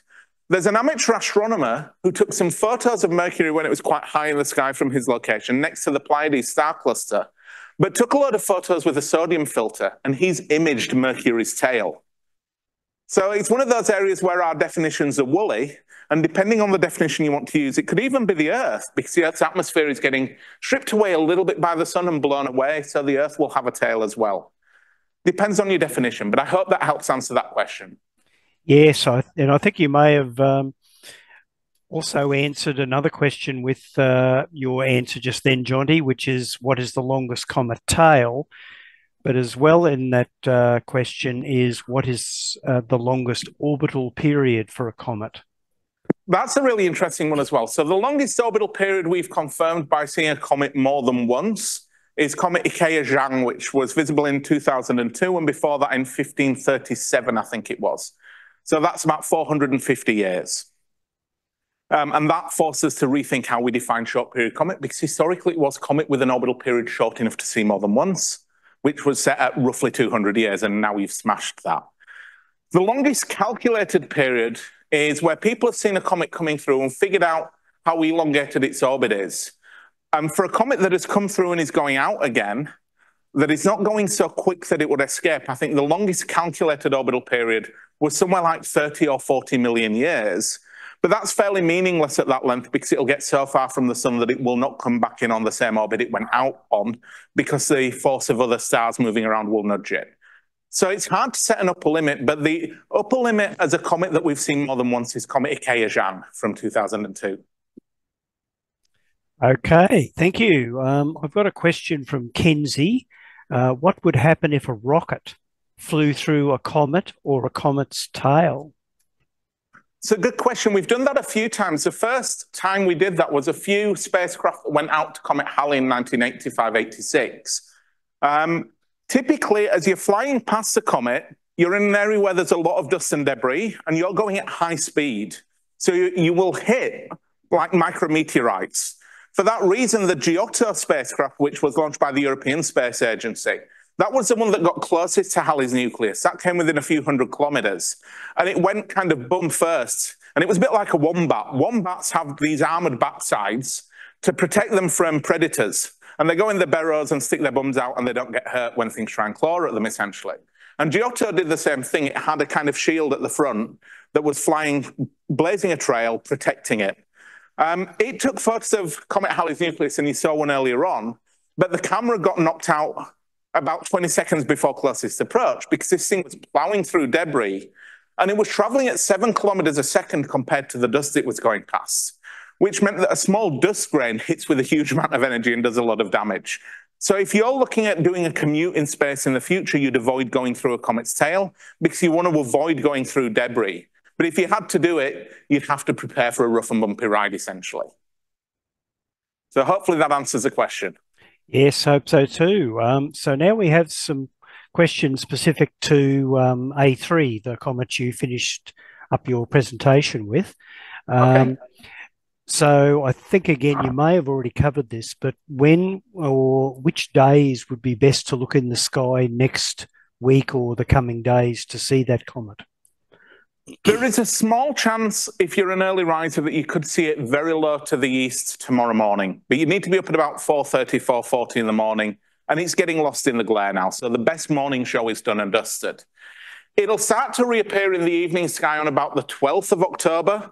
But I think realistically, the 13th and 14th will be the best days. So the 12th will be when it's brightest, but it'll still be very low in the haze after sunset, setting very soon after the sun.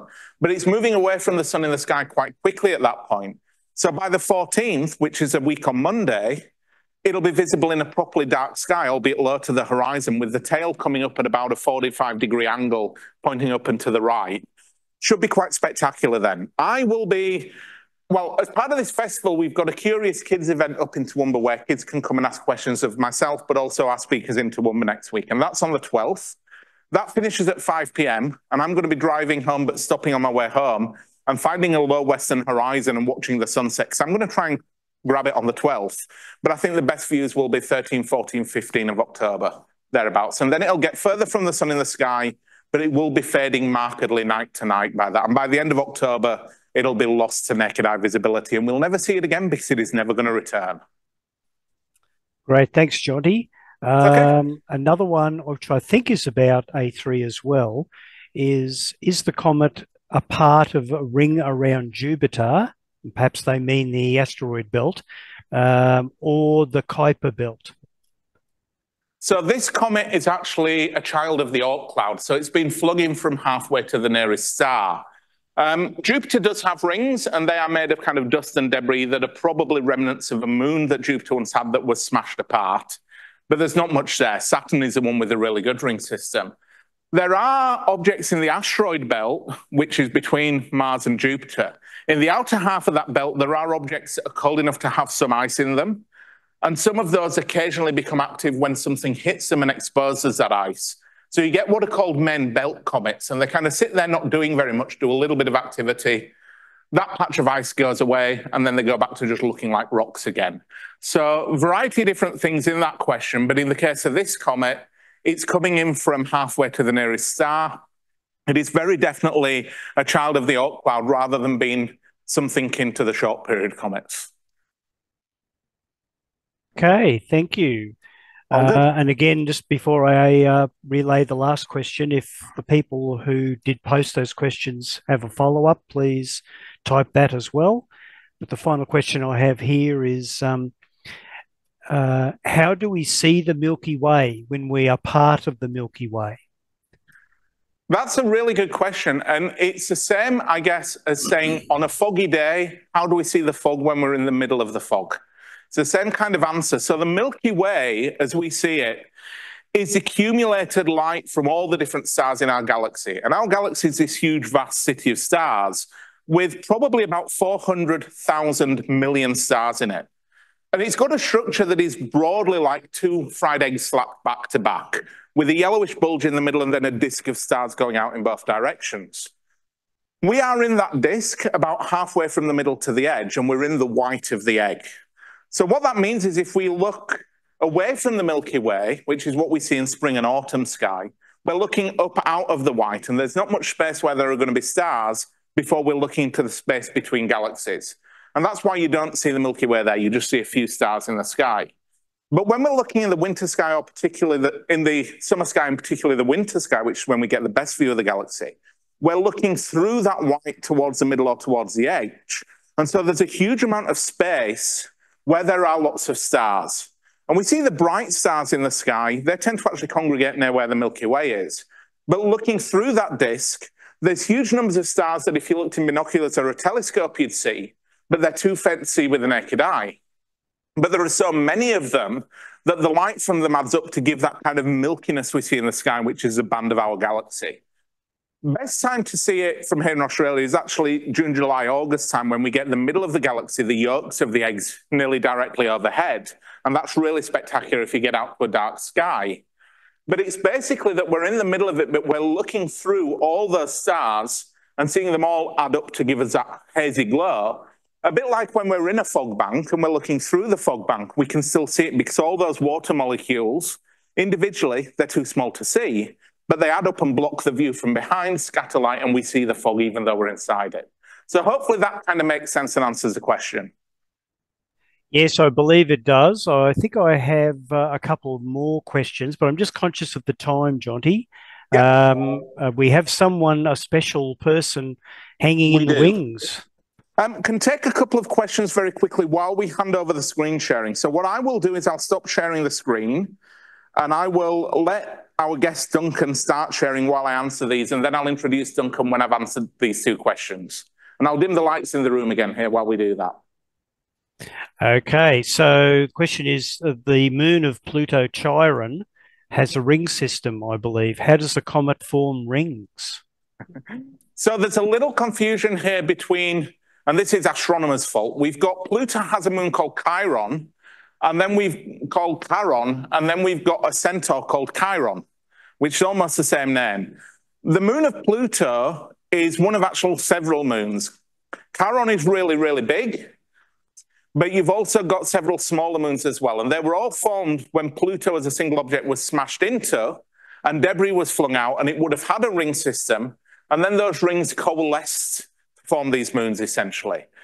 Chiron and also another object called Chariklo, these cometary type objects that are centaurs that are a couple of 100 kilometers across, have been found to have ring systems, and we're not entirely sure why yet.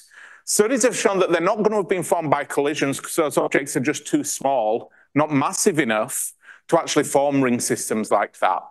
What people are thinking is that that activity, when they start becoming cometary, because they are so far from the sun, they are not very active, they're not getting very hot. And so therefore, what's happening is that the dust that they're ejecting is being ejected very gently, and some of it is not being ejected hard enough to escape the object's gravity. And so therefore, some of it can be captured into the area around the object. And then you get a weird thing going on because the object's so small and its gravity is so weak, and it's also such an odd shape. You get an area where things can be captured particularly strongly, which is called a spin-orbit resonance, which is where the things are going around this object with a period that is a multiple of the rotation period exactly. And for subtle reasons, that is a slightly more stable place. And so these centaurs that have rings have incredibly narrow rings that seem to sit exactly at the location of, I think it's either 2 or 4 to 1. So they complete one orbit of the object in the time it takes the object to spin 4 times. But we don't fully understand them yet, and that's how science works. We find things we don't understand, and we try and figure out what's going on. So it's a great question, and we don't have a definitive answer for it yet. Yeah, the questioner has clarified that they were talking about Chiron, the comet. Yes. And finally, the last question I'll take is the solar system typical in terms of cometary activity? Would stars that are older or larger have more comet activity? It's a really, really good question. And the very short and simple answer is we haven't the foggiest yet.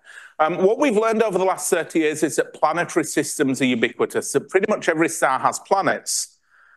But the majority of systems we've found are nothing like the solar system. And part of that is that planetary systems are very diverse. The other part is that it's actually hard to find a system like ours and easy to find systems that are different to ours. We've also found debris around other stars. We found debris belts that are a bit like the asteroid belt and the Edgeworth Kuiper belt. But it's very hard to find comets around other stars. Our telescopes just aren't good enough yet. So exocomets, which are comets around stars other than the sun, have been detected around a couple of stars, but those are stars with very young planetary systems and a lot of debris. So they've got much more cometary activity going on than us at the moment. But for pretty much all the other systems, there isn't enough activity to detect, but we wouldn't be able to detect our own system's activity either. So that's a question that we can't answer yet. My instinct is that the solar system is actually fairly quiescent because of the history of it, because of where the belts are, because the belts are very low mass. Our asteroid belt and Edgeworth-Kuiper belt are so low in mass that we would not detect them around any other star. They're much less massive than the disks we've found around other stars, which hints at the fact that our debris belts are particularly anemic, and therefore that we might have fewer comets than most other stars. But we won't know the answer to that question for a good while yet until we get much more powerful telescopes and much more data. So it's an awesome question, but ask me again in 20 years, I think. Okay, we'll have a break then, Jonti, and I believe it's time to hear from Duncan. Go for it, Duncan. I'll introduce Duncan very briefly. Duncan, who is sharing his screen at the minute, is a newly minted professor of ours here at UniSQ. He's been here for about 8 or 9 years, and he, along with being an exceptional researcher and teacher, is the person who really makes our observatory tick. He's the one who can actually make sure everything works. And it's essentially the technical mastermind behind the fact that we have Australia, Queensland's only professional astronomical observatory, and he's actually up there at the minute. So what we're going to have for the rest of the time is essentially Duncan giving you a show and tell about this fabulous facility we have. And I'll at this point be quiet and hand over to Duncan. Thank you. Thanks, Jonti. Can you hear me pretty well? Yep, loud and clear. Fantastic. Well, hello. Thank you for that introduction, Jonti. I thought I would start, before we jump straight to some images with the telescope, with a little bit of an introduction about the facility I'm in right now. I might just stop sharing my screen so I can show you that I am actually in the main observatory room here. We do have some telescope equipment that I'll point out a little bit later when we go to discuss which telescopes we're going to be using. Now I have to go back to sharing my screen again. Share that one. Okay, so where I am is I'm at Mount Kent Observatory. It's just a small distance south of Toowoomba. So here we are on the east coast of Australia, and I'm going to zoom in because Google has a great image of Mount Kent Observatory from the top, so you can see even the building I'm in. I'm about 30 minutes south of Toowoomba, but as I zoom in here, this is an image that's been taken this year based on what I can see in this image. I'm inside this building, and one of the telescopes we're going to be using and taking image with very soon is the one in this particular dome. But we have a number of telescopes on the site that are involved in various different astronomical research. We're borrowing a telescope from a particular telescope array called the Minerva telescope array, for which it was set up and installed primarily by the team at USQ in 2018 through to 2021. And there are 5 telescopes, and it does most of its works on exoplanets. But tonight we're just going to be taking some pretty images. I was next going to switch across to Stellarium, something that Jonti also introduced, just sort of to let you know some of what we're seeing in the sky tonight. So this is looking towards the west. A little while ago, the moon was just setting, but it's set now. As I slowly turn around here to the north, you can see the galaxy, the Milky Way galaxy across the sky. I'm going to cut to a wide angle screen of the sky from a few weeks ago that will show you that galaxy as seen through a small camera. I'm pleased that Saturn is up tonight because that's something we're going to see very soon. And as I go around, in general, you can just see maybe a few other stars and nearby galaxies that are in the sky. We probably won't be looking at these particular objects, the Small Magellanic Cloud and the Large Magellanic Cloud, to satellite galaxies to our Milky Way galaxy. But as I go back around to the west here, those are the objects we have to choose from. I've got a few in mind that I've written in front here that I'm going to go through. And once I go through those, if anyone have any particular objects they would like me to look at, I'm happy to do that as well. So first I would just quickly jump to our Minerva Australis control system. Minerva Australis, the telescope array, is normally a fully automated array that does exoplanet observations using spectroscopy. That's where we break the light from the star up into its different colors. We do that to measure the speed of the star moving towards or away from us. but I won't get into exoplanetary science because that'll take me a long time to get through. But we are going to be using just one of their telescopes. It's a little difficult to make out in this image, I imagine, but there is a little piece of a telescope just sticking up here. This is the telescope we're going to be observing. This is one of our night cameras we have out there. We have another night camera that normally takes images of the sky. Just because we always have a few technical hitches. Yesterday, we went through our power cycling of all of our equipment. We have to check it every 6 months, and the wide-angle camera has not come alive again. So what I have is a video that we took with the wide-angle camera a few weeks ago, showing you what the sky, if I was to go outside and adjust my eyes to the night sky and look up, what I would see. So this is a little, it's a much longer video, but I'll just show you a little bit here. These are 45-second images taken with a very small camera, but a very wide angle, so you can see actually a little bit of the building on the left. Now, this is oriented such that the north is to the left, the south is to somewhere, just the southern celestial pole is somewhere around here, where all the stars appear to be moving around, but the south is to the right, and we have the galaxy, the Milky Way galaxy, slowly moving out of view. So that's the sort of sky we have out there at the moment tonight. Now I'm just going to cut across to this here. I'll come to some of these images that were taken a few weeks ago by Jonti, myself, and some excellent astrophotographers who joined us here at Mount Kent. But I wanted to show this image here that I just took a few minutes ago of the ASA telescope. This is a 0.8 meter telescope. We have several 0.7 meter and 0.8 meter telescopes. What that means is that the primary mirror, the big mirror in the bottom of the telescope, it has a diameter of 0.8 meters. The way these telescopes work is you point the telescope where you want to see. It has a very small field of view. If you think about the field of view, if you think about the moon, it's around about, it could see about half of the size of the moon. So it's not very small. This is moderately large for a small telescope, but it's not like a massive chunk of the sky. It's about half the size of the moon, the field of view that this telescope can see. It has you point it where you want to see. The light comes down through the top of the telescope, hits that big primary mirror. That determines how much light you're actually collecting. Sorry, it wants me to sign in. It's not going to let me out unless I do so. That's annoying. Okay, there we go, signed in. And what we've got here is it hits the primary mirror, it bounces back up and hits a secondary mirror, which is actually sitting and suspended in the middle of the front of the telescope, which then reflects the bit light back down the little tube you can see in the middle there of the telescope. And then there's what we call a tertiary mirror or third mirror that can point the light out to our little camera system sitting there.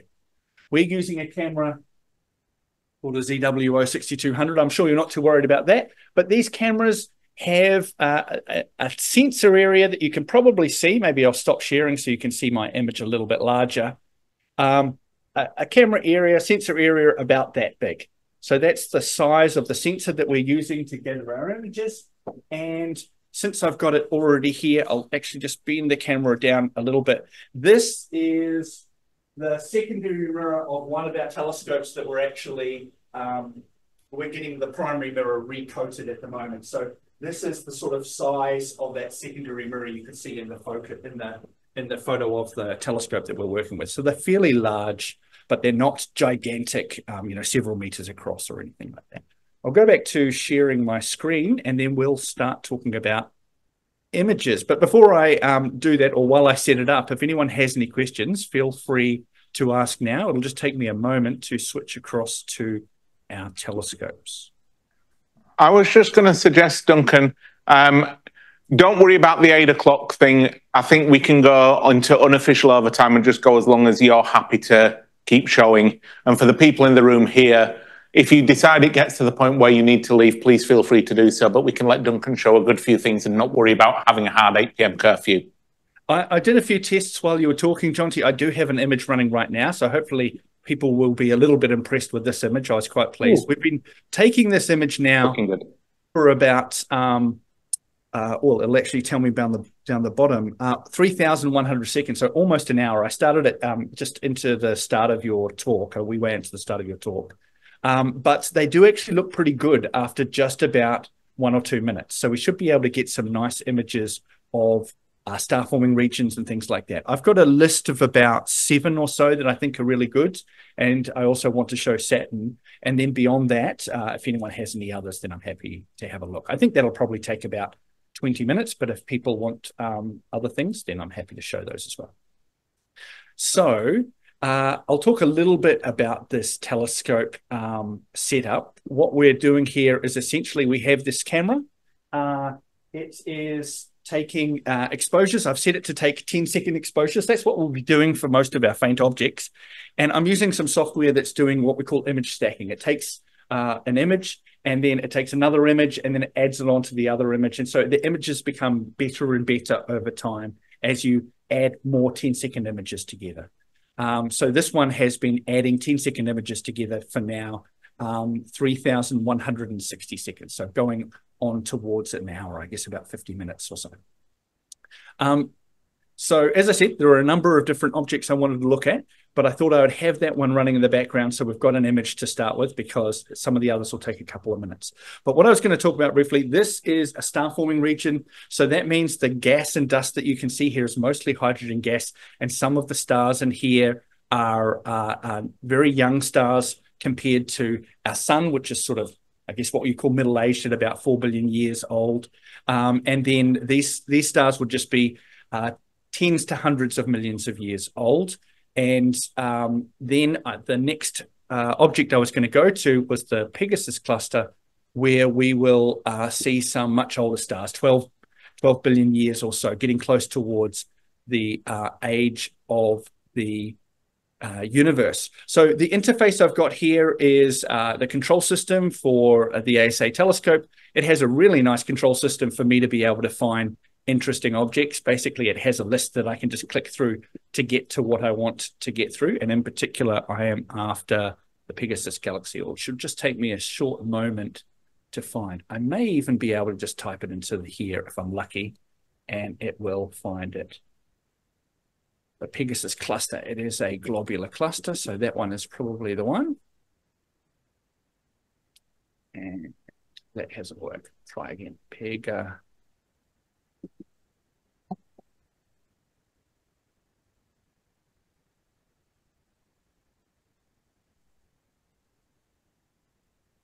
Doing that.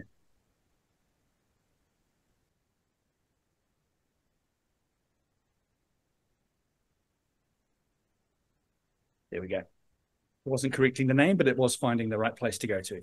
So this one will just take a few seconds to take an image. This is a large cluster of hundreds of thousands of stars that are very old. These globular clusters, actually, Jonti, while I prepare it, if you are still there, I can't see you in the frame. Yep. Maybe you could just discuss what a globular cluster is, and I will just prepare the image. No, happy to. So basically, globular clusters are some of the oldest stars in our galaxy, dating back to when the galaxy was forming, essentially.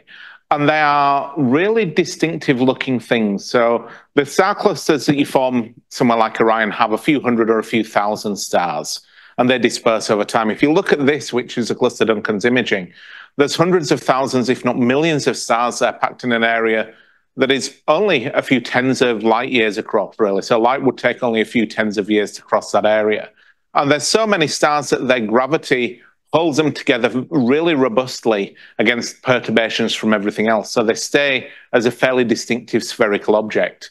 If you were to put the sun in the middle of that cluster, we'd have thousands of stars in our night sky brighter than the planet Venus. It would be ridiculous. We have never, to my knowledge, found an exoplanet in a globular cluster. People keep trying. A few people have said, we think we've found one, and then it turns out not to be. And that's because the stars are so tight together and moving around so much that they're going to encounter each other a lot and would strip planetary systems away, is what we think is going on there. They tend to be old. They seem to date back to when the galaxy was first forming. And we can tell that by looking at the kinds of stars that are left.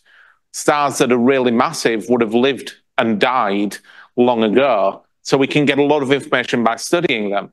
But because they are dating from when the galaxy was forming, they don't just sit in the disk of the Milky Way, but they're scattered in what we call a halo around the galaxy, kind of a spherical, roughly spherical cloud with globular clusters all over the place. A couple of the biggest ones, of which this isn't one of the biggest ones, are thought to possibly actually be remnants of the cores of galaxies that the Milky Way has devoured. Certainly the biggest one that we know of, Omega Centauri, is peculiar in a number of ways, and we think it's actually the remnants of a devoured galaxy. But this is a really nice example, this kind of I'm an Englishman historically, so a football shape, a round ball shape of stars with a huge number of stars packed into a fairly small area. Hopefully that covers it. Back to you, Duncan. That was perfect. That was perfect. I was going to lead into a brief mention about the evolution of stars, but you covered that nicely. This is probably a little bit of an opportunity for me to talk about this particular bright object. Oh, you probably can't see my mouse. For various reasons, when we remotely access into another computer, my mouse turns into a tiny little dot, which you might be able to see just on the right of the screen. So that means you probably can't see my mouse, but what you probably can see is there is a bright star just to the left of the globular cluster, which has a really clear cross on it. Now, I'm going to try and show you again the secondary mirror over here of the one of our telescopes, so you can understand where that cross is coming from. I'm just going to go over here and tilt this here. Aside from it being a little bit dirty, hopefully you can see that this mirror, which weighs quite a few kilograms, I have had to carry it before, is suspended by aluminium thin sheet metal. And this is what we call the spider that actually holds the secondary mirror in place. These thin metal sheets are actually imprinted on the image if you have a point source of light. Now, all stars are so far away, we're not resolving them as objects. They are essentially acting as what we call point sources, which means we get these diffraction effects, a limitation of the precision with which we can resolve anything, that has these lines. Now, you might say, why am I only seeing it for that star? What about all these other stars? All those other stars would have similar diffraction spikes forming across like that, but they don't, simply because they're not bright enough. This happens to be a much closer and much brighter star than the cluster we're looking at, which is called the Pegasus cluster. That's right. So I just thought I'd explain that. And you'll often see in some of the really deep sky images from Hubble or from JWST, you might see a few stars that have a big sort of shape to it. And JWST has a really interesting multi-spiked shape because of how JWST is built. In Hubble, they have a nice spiked shape similar to this one here. And then you might see a whole bunch of fuzzy blobs. In that case, those fuzzy blobs are not point sources, they're resolved galaxies. If we look anywhere in the sky at really the background and take a deep, long image like Hubble and JWST can do much better than we can do from the ground, then we just see galaxies everywhere. The scale of the universe and the number of galaxies in the universe is quite incomprehensible. But when you see those images, you might see a few stars. They will actually be some of the only stars in the image, and most of the blobs you can see in the background will be galaxies. Unlike this image, where almost every dot is actually a star, and only a few of the stars are bright enough to show us those sort of diffraction spikes. So that is the Pegasus globular cluster. There are quite a large number of globular clusters, and these are older stars. I'm then going to go to a planetary nebula. I think I'll probably go to the Helix Nebula, and we'll talk a little bit about, maybe Jonti could do that while I bring it up again, why planetary nebula is the worst naming ever thought of for such a...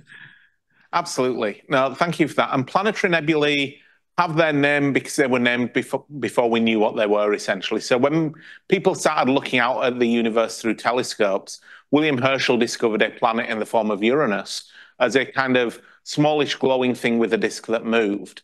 And when he was looking out at the night sky through his telescope, there were a few nebulae in the sky, fuzzy blobs in the sky, that had that fairly distinctively, nearly perfectly round look that looked like a planet except they weren't moving, so they were called planetary nebula. Later on that we discovered what they actually are. So if you imagine a star like our sun, when it comes towards the end of its life and it runs out of hydrogen in its core, it will puff up and turn into what we call a red giant star. It will then wibble around a bit for a few million years and lots of evolution things happen. But eventually, what will happen is that it will run out of fuel in its core that it can burn, and it won't be massive enough to squish the core down enough to burn the next possible fuel. So it will suddenly lose its support mechanism. It won't be giving off any energy to hold up the outer layers. Those outer layers will then start to collapse inwards. That will release a bit of energy, and then they'll get blown outwards in this kind of beautiful diaphanous smoke ring that will expand into space over time. For a star like the sun, that ejection of the outer layers is comparatively gentle compared to the death of stars that are much more massive. A much more massive star than the sun will die in a supernova explosion, which is very, very dramatic and violent. This process would still be violent from the point of view of the planets in the solar system, but much less so than a supernova. What happens is that most of the star's outer atmosphere is blown away. What's left of the star is the core, and that core is about the size of the Earth typically, but with a mass. For a star like the sun, it will leave a remnant about half the mass of the sun, squashed into something the size of the Earth. The most massive of these objects that we call white dwarfs you can get is about 1.4 times the mass of the sun, and a little bit bigger than the Earth, but actually about the size of the Earth. If you get more massive than that, they collapse and become a neutron star, which is something totally different. So what happens is, star gets to the end of its life. If it's about the mass of the sun, give or take a factor of 2 or 3 times, it will then blow off its outer layers in this beautiful smoke ring, and they will continue to expand into space.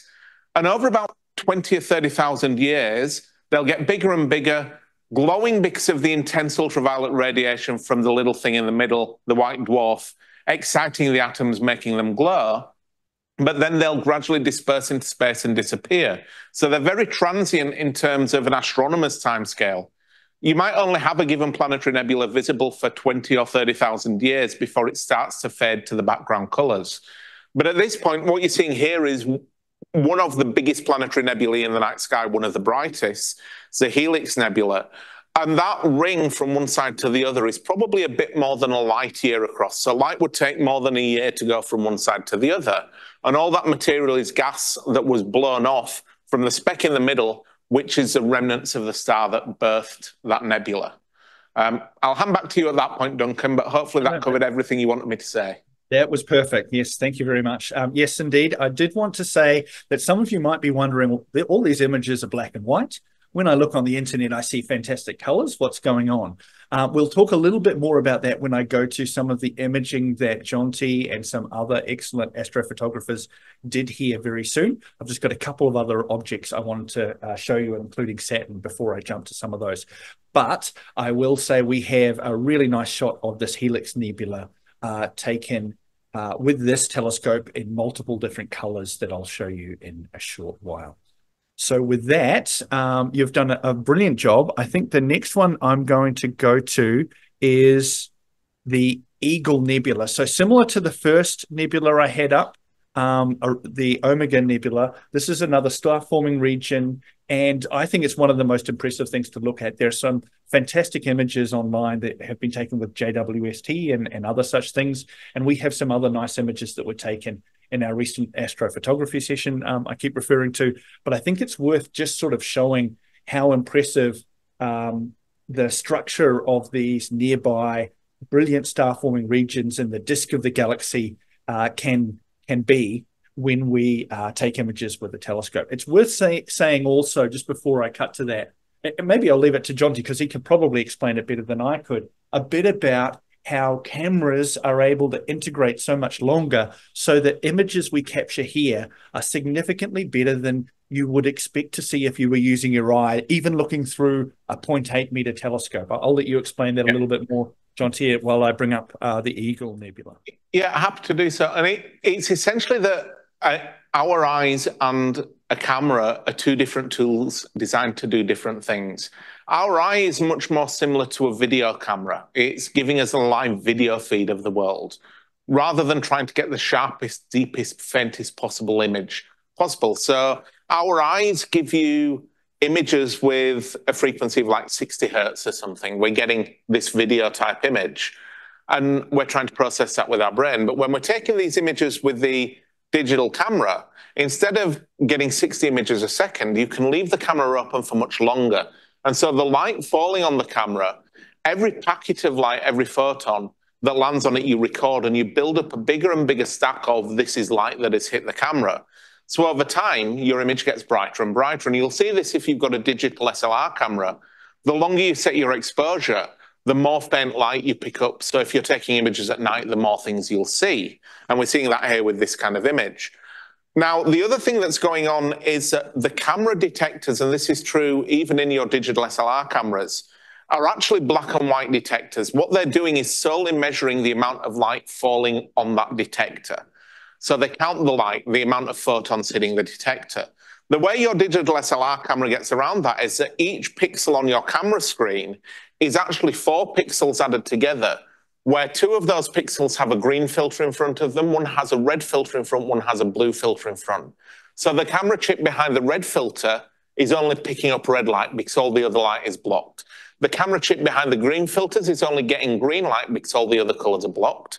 And the camera behind the blue filter is only picking up blue light because all the other colors are blocked. And then the software says, well, the blue box is blue light, and the green box is green light, and the red box is red light. We can add them together and make a composite color image that looks something like the colors we'd see with our eyes if we could see in color. But what the camera can do is it can look, and instead of taking a picture that's 1/60th of a second and then another one to give us a video feed, it can look for tens of seconds. What it can also do is what this is doing, which is take a lot of images and then add them together and average out the amount of light you've got, stacking it, averaging, which smooths out any noise, anything like that you get. And so our eyes are incredibly sensitive. They've got this ridiculous dynamic range, which is why you can see at night and in the middle of the daytime. But they're not sensitive to very small variations in brightness, which is a buyout, the balance for the fact that we've got such a wide range of bright and faint we can see. Cameras are much more limited. They can see a much smaller range of brightness, but they can measure differences of brightness that are far smaller than the eye can see. So they can also pick up fine detail of brightness that we just cannot see. And a good example of that is the old fluoro light bulbs you have like in offices and things, that we normally can't tell are flickering unless they're really badly broken. But even when they're not badly broken, those lights tend to flicker at about the 10% level in brightness, which for this kind of camera, that will be a huge difference in how bright something looks on that screen. But our eyes are not capable of seeing the difference because we're not sensitive to those small variations. So there's a lot of complexity in it, but it's fundamentally that the eye is a very different tool for a very different task to what these cameras are. And these cameras have been specifically designed to take images of the night sky like this. So I'll hand back over to you, Duncan, there. No, that was brilliant. And also keep that in mind because after we do Saturn, I'm going to jump to some of the astrophotography you and Matt and Lachlan did recently. And those are composite images with different colors. So if they followed what you were just saying, then I think that'll help those images make a lot of sense as well. But hopefully you could also see while Jonti was talking that some of the detail in this image, and I'll talk a little bit about what this detail means, started to become clearer as we added more images. In particular, some of the dark patches and some of the light patches. I'm just going to zoom in on this area here. I think it'll work if I go like this. What we're looking at here is some really interesting star-forming region. When large stars, massive stars form, as Jonti said earlier, massive stars actually form fast and then they live their life very fast. They emit a tremendous amounts, millions of times more light than stars similar to our sun if they're many times more massive. And then they go out with a big bang with a supernova. These stars are in a star-forming region, so they're very young. And some of the most massive stars, when they're forming, they're emitting huge amounts of radiation.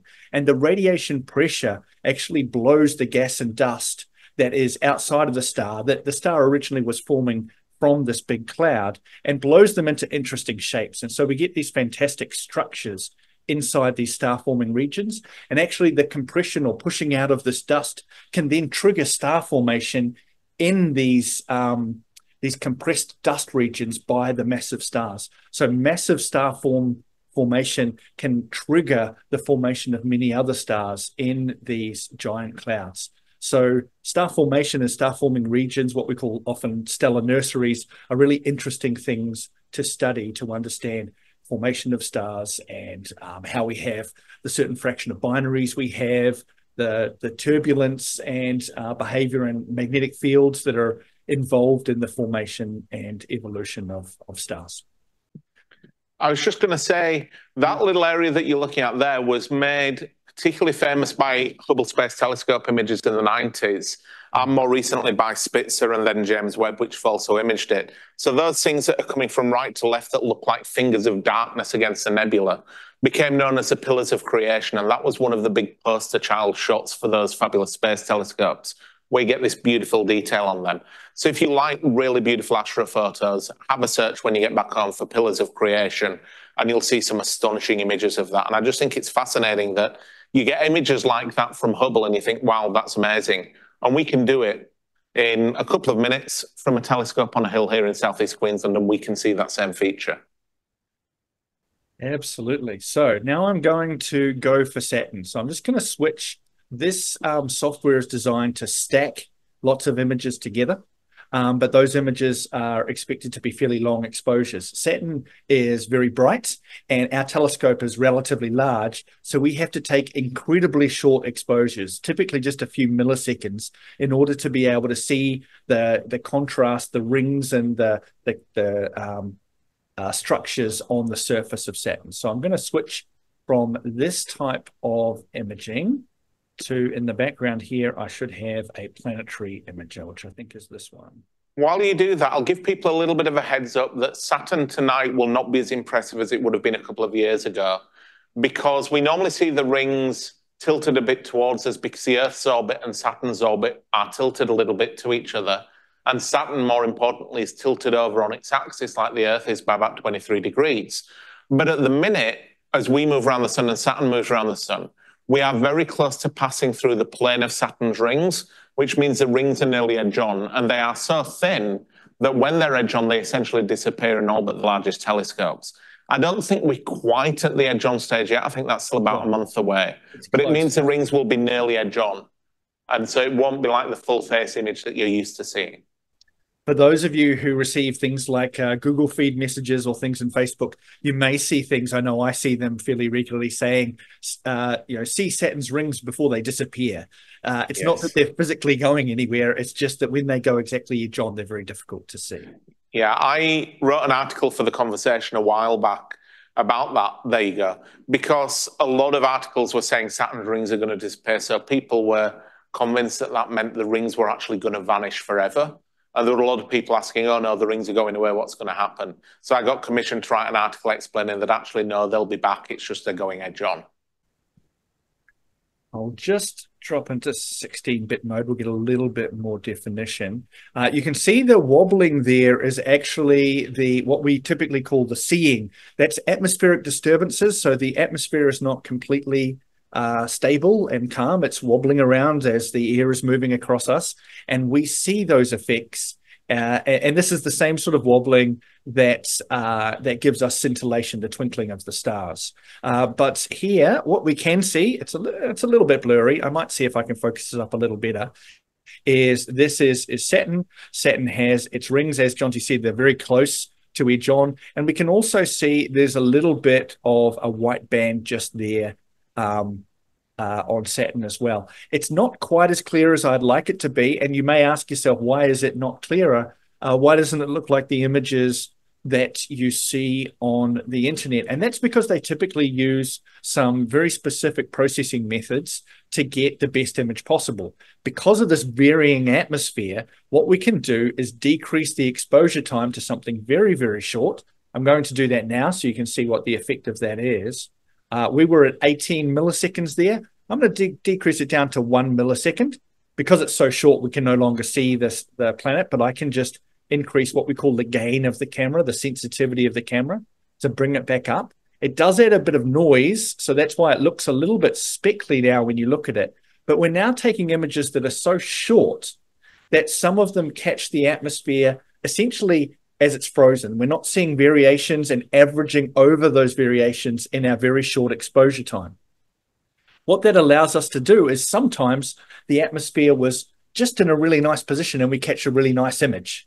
And so if we were to take a video of this and capture many, many thousands of images over just a few seconds or over a few minutes, we can throw away 99% of the images that are slightly blurry or not perfect and keep only those images that are really, really nice and add those ones together. And because they're such short exposures and we're gathering so many images per second, we can actually add together only the good ones and get a really beautiful image. We typically call that lucky imaging or something similar to that. And it's a really nice technique to deal with the fact that we have an atmosphere which interferes with many of the things we like to do.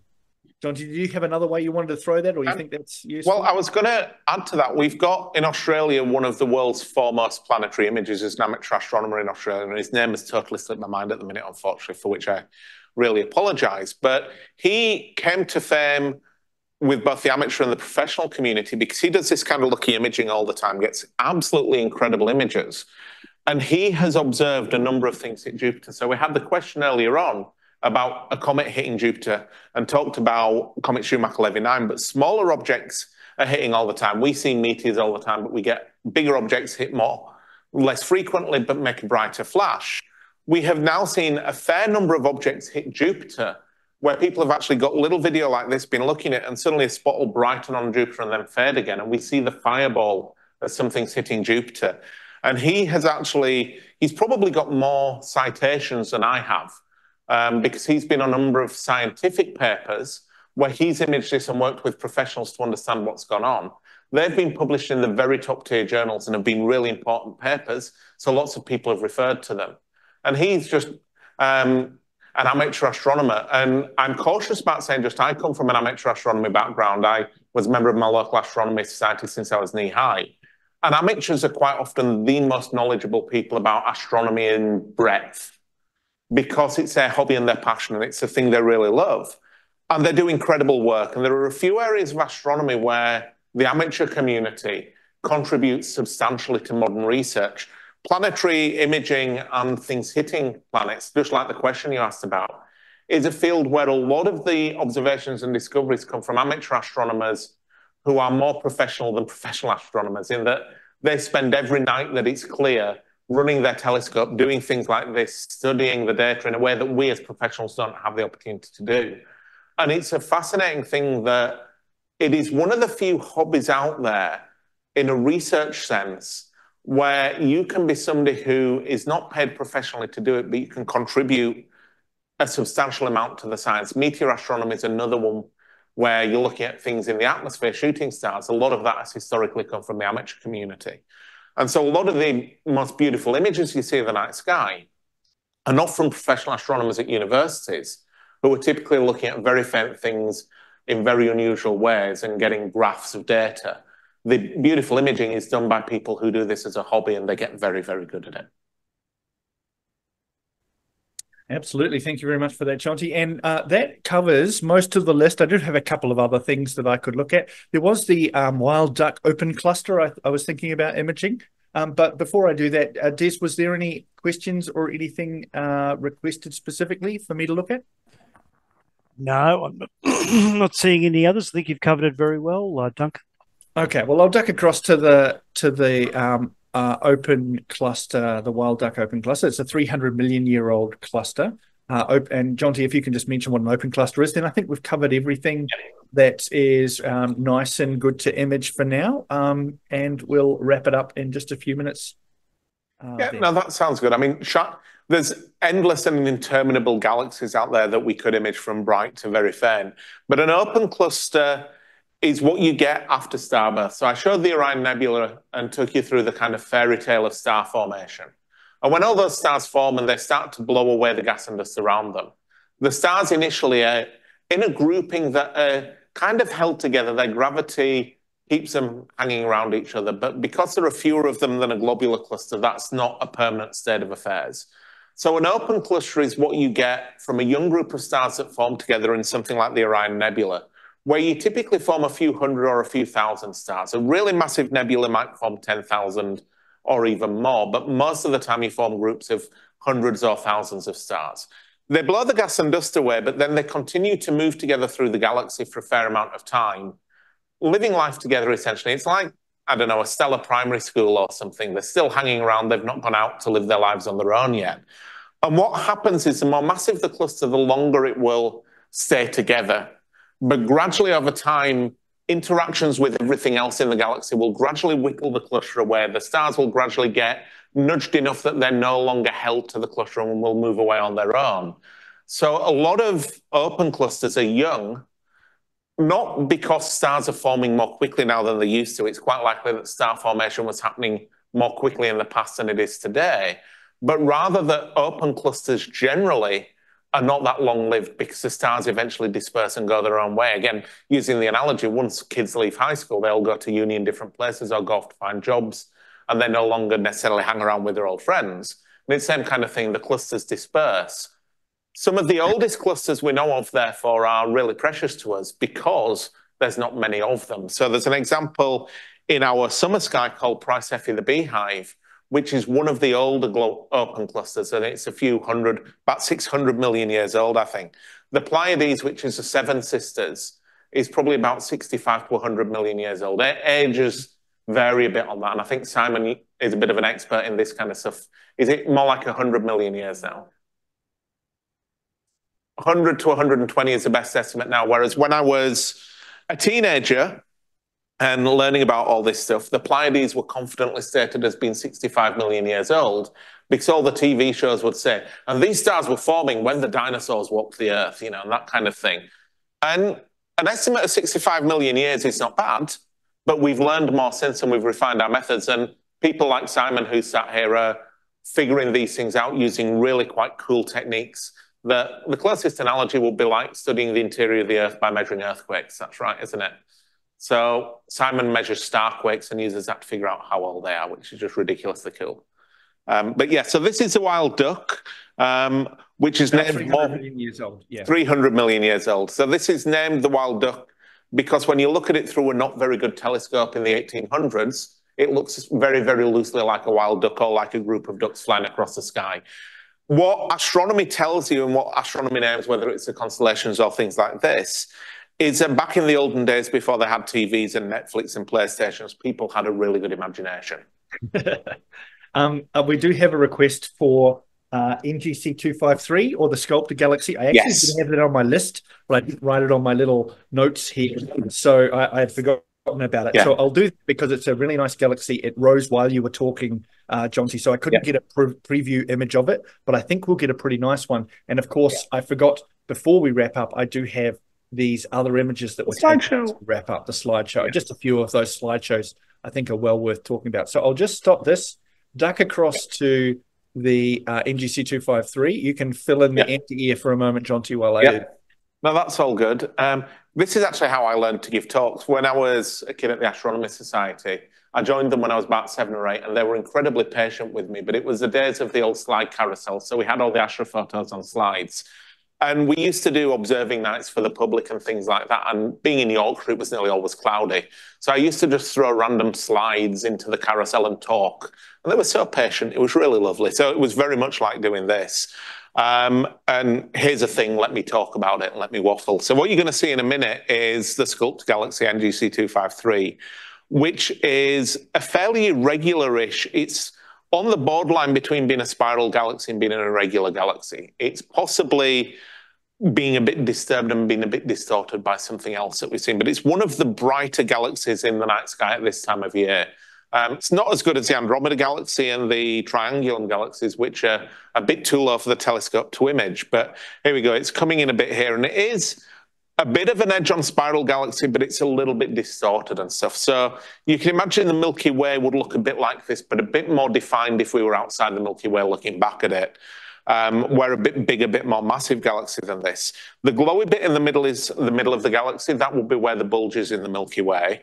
And the dark material are bands of dust and gas within the disk of this spiral galaxy.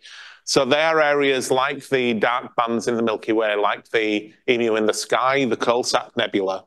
There are areas where there's gas and dust that is blocking light from behind, and they're probably areas where stars are forming or will form in the future. Now, if we had this as a color image, the middle bit there would be yellower, and that's telling you that there aren't many blue stars there. So when you form young stars, the most massive stars shine the brightest, and the most massive stars tend to be blue. They're really hot, but they die very quickly. The next most massive stars would be white, and they die more slowly, but they die. The next most massive stars would be the yellowish ones. And so the more massive a star is when it's in the prime of its life, the hotter its surface, and therefore the bluer it will be. But the bluer stars are like the rock stars. They live fast and die young. So seeing the middle of that galaxy looking more yellowish tells you that there's not much star formation happened there in the last couple of 100 million years at least. So all the really massive stars have lived and died and gone away. The disk further out, though, would look quite blue, and that's because there is star formation happening. You form a lot more small yellow stars and a lot more really tiny red stars than you do blue stars.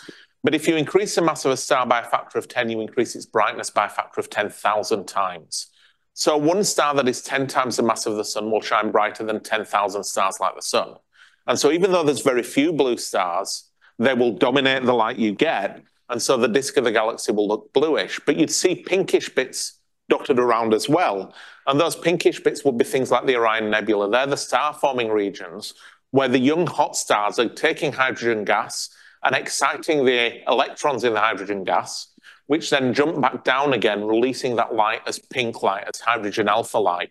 So those pink blobs you see would be star-forming areas like the Orion Nebula. Now, this is in black and white, but as it's sharpened up, you can see all those dust bands and dust lanes. And part of what makes me say this galaxy has been a bit disturbed and distorted is you can see they're not evenly distributed around the galaxy. And it's also a bit more of that dusty bandy stuff than you'd see in a kind of traditional grand spiral galaxy. And that tells me that something has stirred it up, mushed things around a bit, so there's more star formation going on than normal. And that suggests there's a bit of excitement and interaction going on in this galaxy compared to what you'd see, say, in the Milky Way, if that makes sense. I think this is slightly further away than the local group because it's, I guess, and this is a pure guess, but looking at the structure of that it's probably more comparable in size to the Triangulum galaxy than it is to the Milky Way or Andromeda, but it's markedly fainter. So Triangulum is visible with a naked eye. This is about 3 magnitudes fainter, which would put it, a factor 10 fainter, which would suggest roughly that it's 3 times further away if it were the same size. So I'd say I think this is one of the nearer galaxies that is not part of the local group, but is part of the larger, bigger grouping that we're part of. Absolutely. If I can just jump in there, Jonti, and add, yes. So the Triangulum galaxy, the Milky Way galaxy, and the Andromeda galaxy are sort of the 3 big galaxies of our local group, but each one of those big galaxies has a number of small satellite galaxies orbiting around it. I mentioned earlier when I was using stellarium to look around the sky, the large and small Magellanic Clouds, which are some smaller satellite galaxies orbiting around the Milky Way, but each one of the Milky Way, the Triangulum galaxy, and the Andromeda galaxy, our 3 main ones of the local group, have many small galaxies orbiting around them. And I agree with your calculations and estimates exactly. I think this is one of the nearest larger spiral galaxies, not in the local group. Yeah. There's plenty of, I think the current numbers are that we have somewhere nearer to 20 or 30 satellite galaxies than 1 or 2, but most of them are very small and have only been discovered relatively recently. And you'd think a nearby galaxy would be fairly obvious, but there's these bizarre things called low surface brightness dwarf galaxies that are actually easier to see when they're further away, because when they're nearby, they're spread out so much you can't see them because they've barely got any stars in them. And we've got a few of them in our local area. The Large Magellanic Cloud and Small Magellanic Cloud, I've taken some images of this last year with wide field stuff. And there is this persistent feature. I put this in our group Discord because I want to know what it is. So you see the galaxies quite bright, and they're both clearly former very small spiral galaxies that have been very disrupted by ours. So they're right on the limit of being a spiral galaxy, and then we're tearing them apart. But when you take a wide field image and get quite deep, there's all this kind of dust and gas structure around them and between them going out a long way that looks structured in the same kind of shape as these galaxies. And what I'd love to know is whether that's a trick of the eye drawing patterns where there are none, and it's actually foreground gas and dust in our galaxy, which is eminently feasible, or whether it's actually material that's been stripped away from these galaxies, and that's why it's showing the same structure. And I just don't know the answer to that question. I've not been able to find anything online about it yet. But I'm doing those kind of images, and you'll see a couple of them in this slideshow that Duncan's going to put up. With relatively affordable equipment, I've got a good digital SLR camera, but it's not a kind of $10,000 job. It's a fairly good high-end DSLR with a couple of good lenses that are a few $100s each. And then a star tracking mount that's about $500. And you learn where the pole is, you point the mount at the pole, and it will track the sky. And that's all I've used to take some of these photos. Now, Matt and Lachlan, who are named on here, are a whole other level. So I'll hand back to Duncan to talk about this. I was actually going to let you go through them because you did a number of the images here. I just wanted to mention Matt and Lachlan before we move on. So since I've got them there. Lachlan Wilson and Matt Dodds are both astrophotographers, and they came and joined us here for a few weeks ago, well, in August. And well, Jonti, I'll let you go through some of these images. I'll just sort of through some of the key ones, and in particular explain what HLO means, if that's okay. Yes. Referencing what you mentioned earlier. Yeah, it doesn't mean that we're impersonating an owl. We're not going, ooh. Matt and Lachlan are fabulous. I met them a couple of years ago. Matt is a school teacher down in Glen Innes, and Lachlan at that point was a high school student. He's now gone off and is at uni in the first year now. But they're award-winning astrophotographers. They're fabulous. This image here was taken with our 80-centimeter telescope, so the biggest telescope we've got up at Mount Penn. That's telling you the camera and stuff, but it's pointing towards the Orion Nebula, and that telescope is so big and so zoomed in, you can't actually get the full nebula in. This is a composite image, so a lot of the really nice astrophotos you see from the olden days are taken in an attempt to make true color by using wideband images. So a red filter will capture light of everything from kind of yellow through to deep red. And a blue filter will capture everything in the blue from nearly green all the way to so blue you can't see it. That's wideband imaging. This is narrowband imaging. So instead, you put a filter on that can only see light of one very specific color. And that color is the light emitted from gas that is excited. So the H filter is usually a hydrogen alpha filter, which images at about 656 nanometers and only has a width of about 2 nanometers. So it gets only that light from hydrogen alpha. So it's one color of red. O here means oxygen. So that's a filter looking at an oxygen line. So it's, again, a very narrow filter. These filters are really good for looking at nebulae in particular, because nebulae are usually shining in emission. So they're gas that's been excited by ultraviolet light from stars. The electrons in those atoms have been bumped up to higher energy levels. And then when they fall back to a lower level, they give off light of a very specific color because they can only fall and release a very set amount of energy. This is all kind of tied into our understanding of atoms and quantum mechanics. And you often don't think of quantum mechanics, which is the science of the very, very small, when we're looking at the cosmos. So when you see these photos that Matt and Lachlan have taken, they're false color renderings where they've taken photos in a couple of very specific filters and added them together where they've said, this filter is going to pretend to be red, this one's going to pretend to be green, this one's going to pretend to be blue, and they've blended them together. So they're false color, but they're really beautiful. So this is the Lagoon Nebula, which is in our winter sky. It's near the middle of the galaxy in the sky. This is in SHO, which is sulfur, hydrogen, and oxygen. Now, the sulfur light is actually redder than the hydrogen light. So hydrogen is that beautiful pinkish color in the Orion Nebula. In this image, hydrogen has been set to be green instead of red. Sulfur has been set to be red, and oxygen has been set to be blue. So you get this false color image. This is a nebula that the light has taken 4,000 years to get to us. But this is a sum of a few quite short exposures. So there are 15 minutes of imaging, 15 one-minute exposures looking at the oxygen, 15 minutes looking at the sulfur, and 15 minutes looking at hydrogen. So a total of 45 minutes of images here added together. The palette there saying Hubble next to it is that this color scheme, this kind of false color image, was made famous by images from the Hubble Space Telescope. So I'm a bit older. I grew up with images taken by the Australian astronomer David Malin on the big telescope down at Siding Spring, and he did true color images. These false corollary images like this are a much newer thing. This is a Dumbbell Nebula, which is a planetary nebula in the constellation Vulpecula, which is a fox. And this is really nice because it's quite structured. So you've got, in this image, which is hydrogen, oxygen, oxygen, I think, bicolor. The hydrogen is the red stuff, and that has that kind of distinctive hourglass shape, and the oxygen is the more ring about bit. If you're looking at this through a moderate-sized telescope with the naked eye, the dumbbell shape in the middle, that hourglass shape, is much easier to see, which is where the name comes from. The more ring-like emission from the oxygen is a bit fainter and harder to see with the unaided eye. But by imaging the two together, you can bring the levels up to make the picture look how you want it to, and make it really visually stunning like this. But this is, again, the remains of a star that was comparable to the sun, reached the end of its life, blew off its outer layers to be a smoke ring like this, probably in the last 10,000 years or so, and that gas has gradually spread out into space.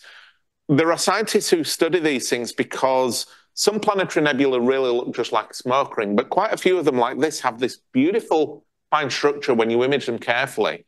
And that fine structure is telling you a lot about what went on when the star passed away, when it reached the end of its life. Some of that structure might be linked to the fact that that star is a binary star, which is why the hydrogen gas has been emitted into areas rather than in all directions equally. We don't know for sure. And so a lot of scientists really play detectives with this kind of thing. They view this as a murder scene. They go back into the clues and they try and figure out what was happening when the star came to the end of its life. And all that fine structure is the evidence you need to really understand this stellar system. It's a lovely, lovely image there. I'll just jump in and say we'll do a couple more here because I think we looked at those earlier so they can tell the difference between the color image and the images we were getting, which were just monochrome. Yeah, so if you hop on to the next slide, then that's number 9. That's the Eagle Nebula. Just rotated around, but you see the fingers of creation there, the pillars of creation really clearly. This is sulfur, hydrogen, and oxygen. So the red is sulfur, the green is hydrogen, the blue is oxygen. And they've been blended in such a way that it brings the structure out really nicely, which is what you can do. But those structures coming up that look like pillars are basically, you've got at the top of the image quite a few bright stars that almost look purpley in there. They're the young stars that are formed that are really energetic, that are blowing things away. And where those pillars are, you had a denser area as a clump that has obstructed the wind, and the wind has gone around it. So it's a bit like the weathering you get with water flowing across a beach, carving channels and leaving ridges. And if you put a stone in the path of the water, you'll get sand not being eroded behind it because the stone protects it. And that's kind of what's happening with these long fingers, but it's also then piling the gas up in front in a shock wave, which increases the density and, as Duncan said, can trigger more star formation. But it's amazing the difference you get when you look through different filters and do different color images. It brings out different features, and that means there's a lot of artistic interpretation in these images, but also different scientists doing different science will be interested in images with different filters because they'll bring out different features. This is a helix, which is that fabulous one we were looking at earlier on another planetary nebula. And what I'm loving about this, which is a hydrogen, oxygen, oxygen image, is it brings out the shape of the helix, which looks a bit like the face of a watch to me. It always looks like a watch face on. But we've got a powerful enough telescope. You can actually see little kind of globular bits down at the bottom, which are, again, structures where the density is a bit higher. So you've got interesting things happening. Now, when you look at images of this with the James Webb Space Telescope that's zoomed in way on them, they almost look like comets. You've got tails stretching out from a central condensation. So there's a lot of fine detail there that, again, is telling you about the physics of what has happened in the death of this star, what's going on, and what the environment around it was like. You know, those globules may well be, there's some suggestions that stars don't just blow their outer layers off in a single shell, but they can have a bit of episodic mass loss. So they have a few burps first, and those can be quite clumpy. And then the rest of the gas catches up to them, and you get all sorts of interactions. So it's real nice that it's bringing it out. This is one of the most famous nebulae in the sky. It's a Horsehead Nebula in Orion, and it's next to one of the stars in Orion's belt, I think Alnitak. What you've got here is a combination of things. You've got the glowing nebulosity in the back there that's red, and that is an emission nebula, that's hydrogen alpha emission. So you've got fairly tenuous hydrogen gas there being excited by the bright star in Orion's belt, and then re-emitting that energy as red light. But then in front of it, you've got a cloud of dust that is, you can actually tell it's going down to the bottom right there. It's extending in front of it, so that's an absorption nebula. It's basically dust and gas that is too thick for the light to get through. So it's blocking our view of the emission nebula behind. And it just so happens to look like the head of a knight in chess, and hence you get the Horsehead Nebula. It's really, really beautiful and very striking, even in a fairly small telescope. Jonti, so you could refer to what you were talking about earlier with yellow stars and blue stars. Yes. And then we'll jump back to imaging because I've got a request or two, and then we'll wrap up. Yep, that's all good. So this, I think, was called the Meetup Galaxy. Again, people have a really good imagination. And this is a spiral galaxy of a type we call a barred spiral. So you can see that in the middle, there's a very straight bar feature with the arms coming one off each end of the bar. And the arms are quite blue with pink bits. So that's telling you the arms have continually got new star formation going on. So there's a lot of young stars. And when you have a lot of young stars, the bluest stars are the brightest, so the blue light dominates. And you've got all the pink blobs, which are new star-forming regions, whereas the bar is dominated by yellower light, which means there's much less star formation happening. The young stars have all died, so you're looking at an older stellar population where the brightest stars are the ones that are more yellowy in colour, and that's why it's much more yellowish, although you do have some dust bands there.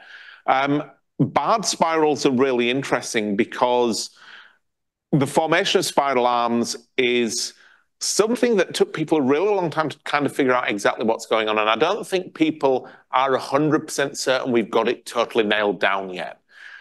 If you only had the mass in the middle and nothing else in a galaxy, the further out you go, the longer it would take you to orbit the galaxy, and the slower you'd be moving. So if you look at the solar system, Jupiter orbits more slowly than the Earth. But with spiral galaxies, what we found is interesting is that the speed stars are moving doesn't fall off as quickly as we would expect as you get further from the middle. You plot a curve of the speeds with distance and they stay quite high. And that's actually one of the key pieces of evidence that there is mass there that we cannot see that is spread out across the galaxy. So the further out you are, you're feeling a stronger gravitational pull, so you orbit quicker. So this is evidence for dark matter. That, to some degree, is thought to be tied into the spiral arms, but nobody's really quite sure how spiral arms self-sustain, other than that they're probably a bit like a pressure wave. You've got an area of star formation going on that's rotating round. That's piling up gas and dust in front of it, causing more star formation to happen. So the spiral arm is moving around at a slightly higher speed than the stars are moving around.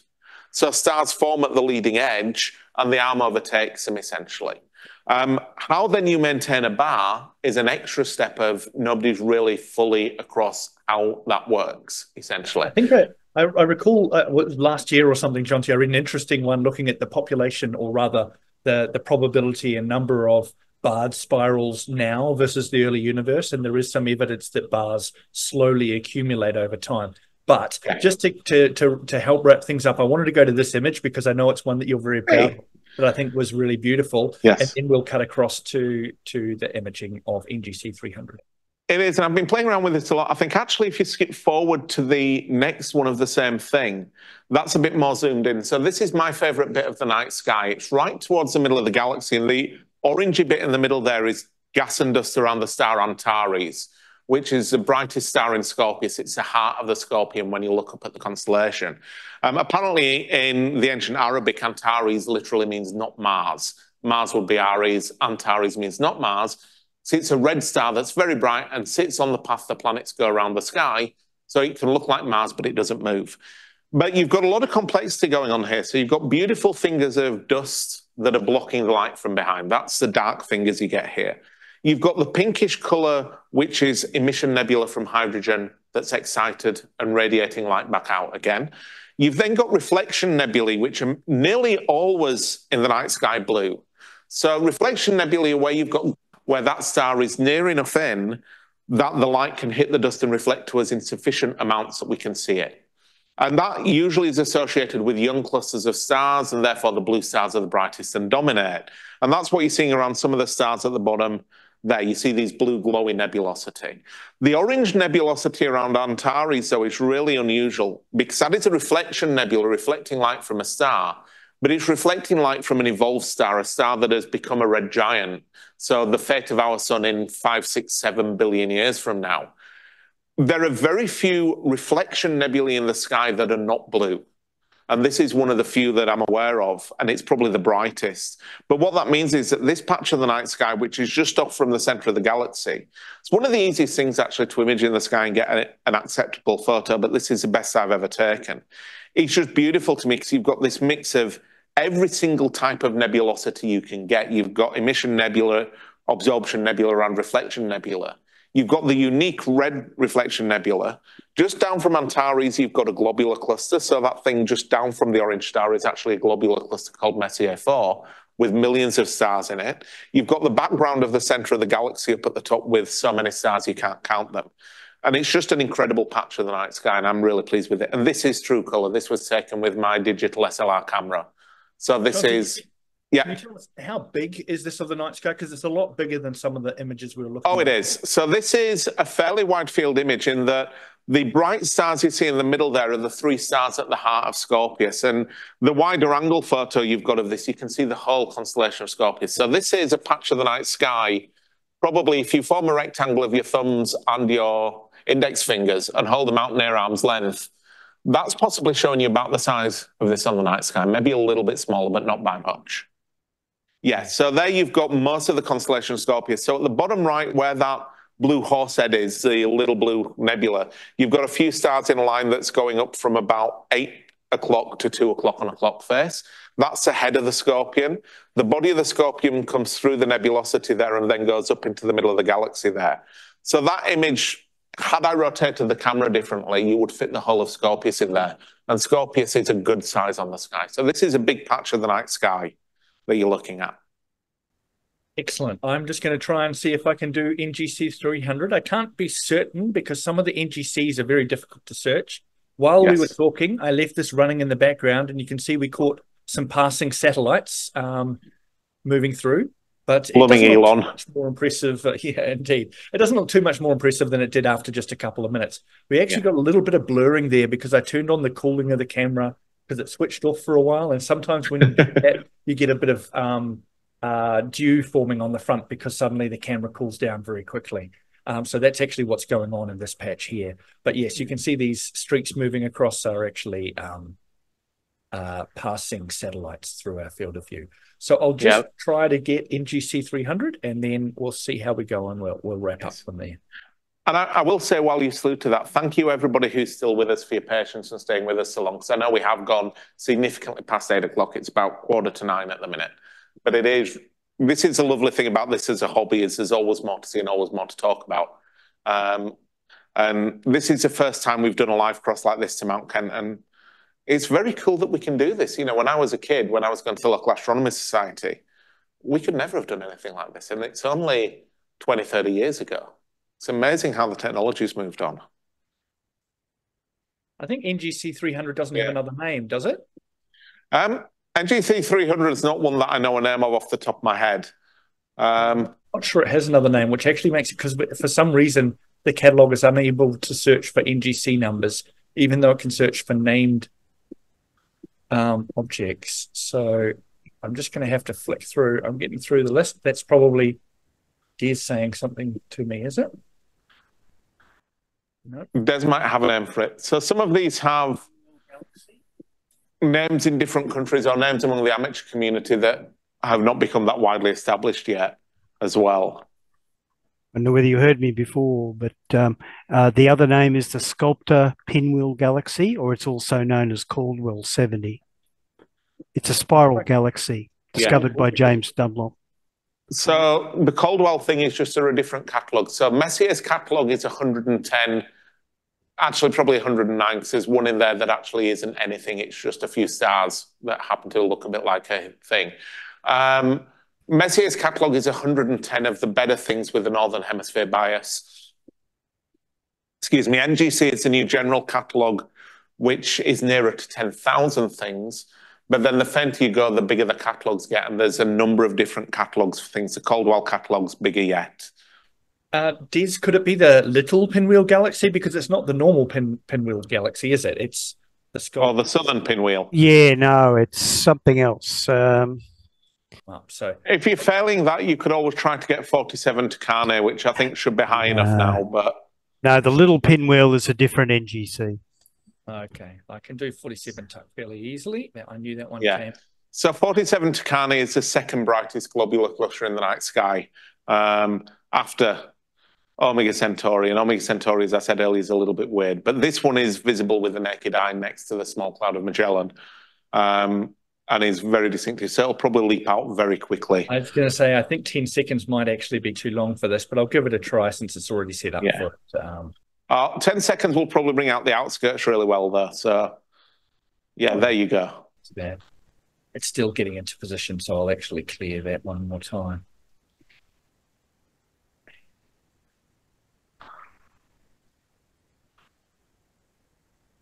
So, well, we can just leave that second. We did explain what globular clusters were before. You can see with this one, it looks noticeably different to the one in Pegasus. All of them are unique. They all look different.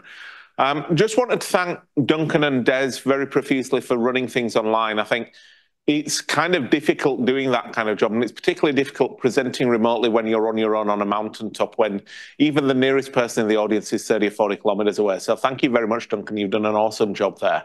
That's right. Thanks very much for helping me. And also, I wouldn't call it a mountain. We know what Australia's like. It's very flat compared to New Zealand, where I come from. It's more of a bump on a relatively flat plain, but there you go. It is. This is the first event of our festival. It's the first time we've done it down here in Springfield. The remaining events are next week and up in Toowoomba. Duncan will be the lead speaker on Thursday night next week, starting at 6 p.m. We'll talk about all the kind of cool work he does and everything. We'll then have a special guest in the form of one of our fabulous team of PhD students who'll be giving a talk from 7 p.m.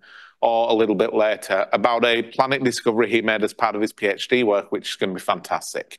So that's Thursday evening. And again, you can register to come in online if you don't want to drive all the way to Toowoomba. On Friday evening, we have one of our Women in STEM fellows, Dr. Rebecca McElroy, talking. And she's actually one of the world's leading experts in things that are further away. So Simon, who's in the room, is a stellar astronomer. Duncan and I do exoplanets in the solar system. Rebecca studies things like galaxies. So she's the person to ask all these questions about how bars work and how spiral arms work. But her expertise is actually around active galaxies that are misbehaving and doing exciting things. So she's our keynote talk next Friday evening, following which we're going to do this again. We're going to do a live cross to Mount Kent because next Friday it's going to be nearly full moon. So stepping outside and looking at the sky is not going to be very exciting. So I wanted to thank everybody online for being here and everybody in the room for keeping me company tonight. And I'll bring proceedings to a close from a formal perspective. Thank you very, very much.